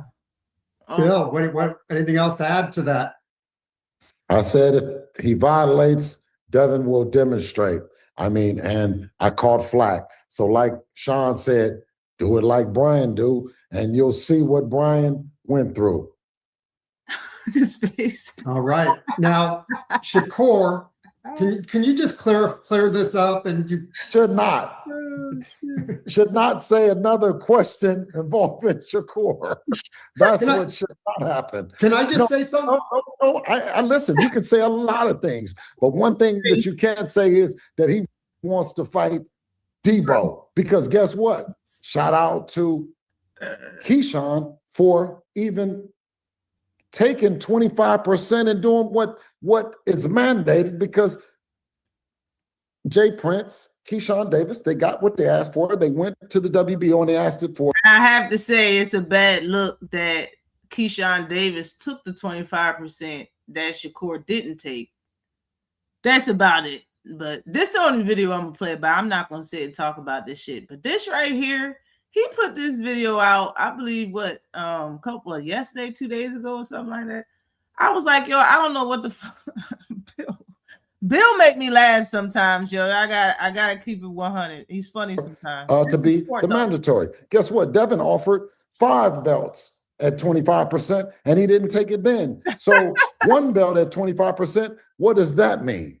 It's the rules. It's not mine. Yeah. Did you think? I mean, he's been ducking a long time, man. You know what I mean? And it's about you guys. If you guys don't want to see the biggest and the best fights happen, don't call him on it. I mean, I've been the same one. I mean, we called for Lomachenko when nobody called for him. You know, we want to make that happen. Dev called for Mikey Garcia when we were in the division with Adrian Broner, Mikey Garcia, and Robert Eastern. Now, how long ago was that? It's been a while. Yeah, that's how long he's been doing it. Oh my God. Yeah, I got to tell you though, I was talking to Roy Jones a few weeks back. The legend. What's that?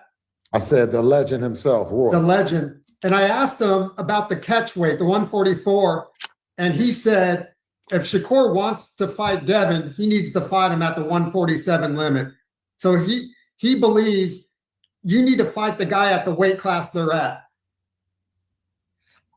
When I hear you say things like that, it's like going back down memory lane.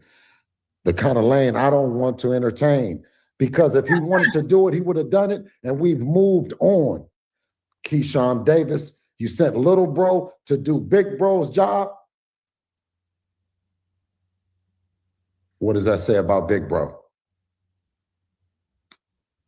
All Do you right. think Well, I'm going to get you out. you think Devin is going to send somebody that's looking for Devin? He's going to send Sean to go do the job? You think Sean is going to send my grandson to do the job? So, I mean, you guys don't call the people out on their shit. It's your job to next time that you see him, tell him that Bill said ask you those questions. And you can ask Jay Prince too. Whatever. It be so much fuckery going on, yo. I'm being real, so much fuckery. Oh my God. Hold on. But like I said, I don't want to talk about them, but I did want to play that video because I do want to talk about the fight. That's it. I just want to talk about the fight. I don't want to talk about the shit show. But if Devin Haney and Keyshawn Davis is fighting, that's a conversation, damn it. And let's get into it. Devin Haney's a good fighter, okay? Especially if the person standing across from him is Keyshawn Davis. That right there will be his most interesting fight that he's ever had. Because in my opinion, I made videos that Devin Haney would beat Lomachenko 3 years before they actually fought each other. I knew he was going to win because he's too big. And I seen the way Lomachenko fought Tio just because he got a little pop. Tio's not the size as Devin Haney. So I knew he was going to win that fight. I said it 3 years before I stood on it. Before the fight, I was like, Devin got this. So I wasn't shocked. But at the same time, it's like, Keyshawn Davis, that's who you fighting? That's interesting. That's very interesting because out of everybody that Devin Haney's fought, who has wanted to fight Devin Haney as bad as Keyshawn Davis has that actually fought him? I can't think of one person. You can say Brian Norman Jr., but it was nothing in between Brian Norman Jr. and Devin Haney. He just wanted to fight or whatever, or he just got chosen, whatever the case may be. When the talking started happening and his bodyguard ripped him in his pop shirt, that's when some shit started happening. He let the anger take over in the sport. I mean, during the fight or whatever. But at the same time, brother, this ain't that. This ain't that.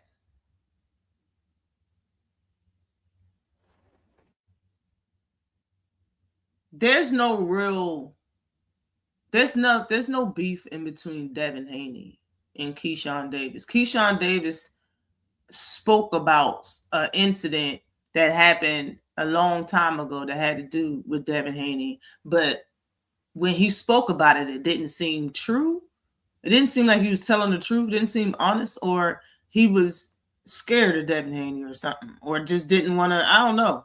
Because being that his personality is what it is today, he said that when back in the day when they used to go to gyms and stuff, he used to always be around Shakur Stevenson. I don't know if y'all heard this story, but this is what he said on camera. Keyshawn Davis said he used to always be around Shakur Stevenson. And he said Devin Haney will sometimes be in those gyms. And he said he would be around Shakur, and Shakur would tell Devin that Keyshawn's next up, he's nice and all of that. And he said Devin would never look at me in my eyes. That's what he said. Devin never looked at me in my eyes. He never really, gave him no respect, said what's up to him or nothing like that. And when Shakur used to say that he gonna be next up and Keyshawn is nice to Devin, Devin will brush it off like, and like change the subject or some shit. You feel me? So that's what his problem was with Devin. There's no history in between you two. That's it. There's zero history. You're upset that there is zero history. You wish it was a history. You feel me? And it seems like that's the thing to do. Like you supposed to, that's how you shit on somebody nowadays. You say, oh well, they didn't think that I was nice back in the day. That same thing Richardson Snitchins said about Errol, said about Tank. Oh well, I used to say Shakur gonna be nice, he's gonna be world champ. And Tank, well, you don't know that. Okay. That's what goes on with y'all little niggas, bro. Y'all like saying stuff like that. But does it fucking matter? How much does it matter if that nigga didn't look at you in your eyes, Keyshawn? How much does it matter if Devin Haney didn't look at you in your eyes, give you some just due, or tell you this or tell you it don't really matter. There's no history and there's no beef in between them. He said that because that's the only thing he got. You understand? Like if there was real beef, he would have a better story, something better to say. That's all he got. And he want to fight him bad. He's been saying this for 2 years now. I want to fight light skin. He said that shit when it wasn't even, I don't even think it was in the same weight class when he said it. Like he's moving up to fight this motherfucker. He want to fight him after saying that, I can just fight. I'm not good at making the weight. I'm not good at the discipline part. I'm just good at the fighting part. This is going to be a very interesting fight because of who Keyshawn says he is, the people his fans believe he is, and how he actually fights. He's a good fighter. And I've seen him hold somebody. I see him visibly let somebody hold him probably once just to throw some punches. But I haven't seen him at his best. And I think if he fights Devin Haney, we will finally see a fighter that we will have to say their best. Like, how you hear trainers and other fighters, you hear Shakur, all of them be like, yeah, y'all haven't seen my best, or you haven't seen all of my tools. I think we will have to see Keyshawn's best. That's why I want to see this fight. And if Keyshawn is half or 3/4 of what he say or his fans think he is, we will have to see more out of Devin, or we're going to see somebody get fucked up. I love this fight. I don't know why anybody's bringing up Shakur. If Shakur is on Zuffa and they're on the zone with a made fight, basically, or a fight that can be made, Shakur shouldn't be in the conversation. But the only reason why he is because of Bill. Bill put him in the conversation. AJ fight was fixed. You have to remember AJ was in a car accident where both his friends were killed instantly on the spot. Yeah, it was shocking. Like, how the fuck? And it looked like the shots he landed, it was a couple of shots. I would say 2 or 3 shots really hit AJ hard. But it was a couple of them shots. I was like, why is he falling off of that? Like, that's not that serious. That don't look that devastating. And then he hit Cuz hard as a bitch. he hit Cuz hard as a bitch, though, I have to say. Salute to Yoda Wise crushing the building. What is good with you, all? Definitely appreciate you coming to build. Everybody hit the like button, y'all. Well, I'm going to play this last video before we get on up out of here. Boxing is a criminal enterprise. What's his name? Pringles? That's what his name was. Breaker had to be told to calm down. You about to ruin the Fury versus AJ bag. Facts. Facts. Wanted Pringle to win so bad, shaking my head. Yo, he was getting it in quick, right? Quick on him. AJ probably has his Spence neurological problems. He got the same shit. That's what it looked like. His legs was getting all weak. He's all the muscles in his thigh, but his leg was getting weak at the same time. I'm like, what the fuck? What's going on, yo? In the air out there, everybody was looking kind of slum on that damn boxing card. Besides those 2 little dudes, the dude from India and the Japanese dude with the blonde hair. Those are the 2 nicest fighters on the whole damn card. I told people that he had a shot, and people laughed at me. How? I mean, bro, all them knockouts, he chinny. And if y'all was watching the card, you know how they show a string of highlights for a fight coming up, or for the main event, they'll show a string of highlights getting you prepared and ready to watch the main event. Bro, the highlights they showed was all bad. It was all him getting clipped and looking hurt. They showed a clip of him hurt versus Joseph Parker versus fucking Andy Ruiz, Daniel Dubois. They showed him getting dropped every time he ever got dropped. In the highlight. I was like, damn. And he coming out here fighting somebody that got nothing but knockouts. Like, this shit is crazy. What is about to happen out here? What are they doing? But okay, hold on. Let me play this one joint. We're gonna get on up out of here, man. I'm gonna get out the way because I'm more than sure everybody's gonna be talking about what we witnessed last night. But this shit gotta be said. Go ahead, Tim. You already know the damn rest. This don't make no damn sense. Serious. Stephen Fulton, what the hell going on, bro? Philly cheesesteaks won again. Man, they need to put one of them APs out on your ass, bro. Hey, if you see this guy, on the milk carton and shit, you know what I'm saying, in the paper, on the radio, all that. Hey, when you see this guy right here walking to the restaurant, don't serve him shit. Don't serve him nothing at all. Shit. Bozy, you need to put a ball and chain and lock on the refrigerator, man. For real. Every time he in training camp. This dude, man. This don't career suicide. The man can't stop eating. That's the problem. Facts. I don't get it. You don't got a career no more. All that money, man, you done left on the damn table, bro. All that talent you got. Come on. This what I swear. This what everybody. You know what? Black folks in the boxing business. You know what? Black folks in general. Period.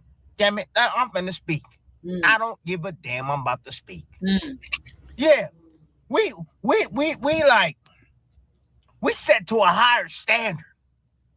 Oh, we set to a higher standard. And when you have motherfuckers like this embarrass us, because we have to, you know, we don't get the opportunities everybody get.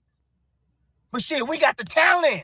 And when we got the talent and we don't fulfill it and we don't nourish it and we don't, you know what I'm saying, become successful at it, with it, yeah. Then it's a slap in our face, bro, and people look at us like, oh, man, what the hell going on? They look at us different. Oh, they look at us different. Yeah, because they wish they had the talent that we possess in sports, period. They wish, even in the damn classroom. Yeah, they don't be teaching these kids about, you know what I'm saying, Black history and things like that in school, where people creating things. Yeah, I'm telling y'all, for real. So you waste your damn talent, my man, to some damn Philly cheesesteaks, bruh. Come on. You should be ashamed of yourself, man. I don't see how you can live with yourself. I really don't. Shit, you better get your ass on some damn Ozempic or something. Shit. Get your ass on some Ozempic. Shit, stop that craving for your ass. Yeah, you're going to have to do something. You're going to have to do something. Career is over, player. Ain't nobody finna spend and waste no money on your ass no more, bro. I feel all the way. You on a vacation now. Yeah. You on a vacation now. Shit. Anyways, man, I'm done. I'm done with this topic. I'm out. I'm out. Tim Desert Storm Bradley. I'm frustrated. This whole card this weekend is straight trash. The only one that's on it, somebody that been out for 3 years, man. And Spence even had to go up in damn weight. Shit. It's Errol damn Spence and damn Tim Tszyu. It's the only fight I'm looking forward to. Anyways, Tim Desert Storm Bradley, you already know the damn rest, and I'm out. Yo, okay. I didn't see that whole video. I just heard the beginning, and I thought he was gonna go on Steph or whatever. So I put it part of the live, but I didn't know he was gonna go that far. But at the same time, because he's in those conversations, because he's in the same rooms with these suits, I'm more than sure he probably hears some things that we don't. And one thing that I do know about us as a people, I'm not gonna speak for you or for anybody as a black man, because I'm not a black man. I'm a black woman. So what I can say is what I do know when I'm in those rooms with the rich white class, because I'm in a lot of rooms with white people that have a lot of money, okay, because of where I work at. Now, they are shocked when they see people that's not of the normal that they see or that they think we all are. So us as athletes, we are put to a higher standard. That's probably on a part of the reason on why people are looking at Carissa Shields the way they are, and they're like, oh well, you are put to a higher standard because of who you are and where you're at in life. So other people can do horrible, nobody's going to talk about it, and that's true. A black man could do something that a bunch of other men did, and they're going to hone in on the black man that did it after everybody else. You feel me? And that's a true fact. So maybe that's probably what he's talking about. Because I mean, like I said, I can't speak for him or y'all, but at the same time, I do know that there's a lot of people that look at us one type of way, and when they see someone that's not like that, because I'm always that person. Like a lot of those women in those buildings, in those rooms, think that because when they see me, they already have a list of things that they think that I am. And when I show them that I'm really not a loudmouth and I'm really not these things that they think that I am, they like that. They like having me around. They want me to be part of stuff, and they want me to always be a part of they stuff going on outside of work. You know what I'm saying? It's because I'm that breath of fresh air they never met. So what Tim is basically saying is when you're put in the spotlight for those people that's racist or those people that's never seen nobody that's a straightforward, talented, educated black man that's not on the low level stuff of their family members, and make them feel some type of way. And it make me feel some type of way seeing it. I feel proud and glad when I see us doing good things or just people in general doing good things. You know what I mean? But that's not reciprocated through all races of people. And a lot of people look at us in a negative light. And I think that's probably where he was coming from when he said that. Because maybe he's in those rooms and whatnot. But for him to be, I do agree that he has talent because he became a millionaire doing what he's doing. So he has talent to do it. But you're supposed to be disciplined.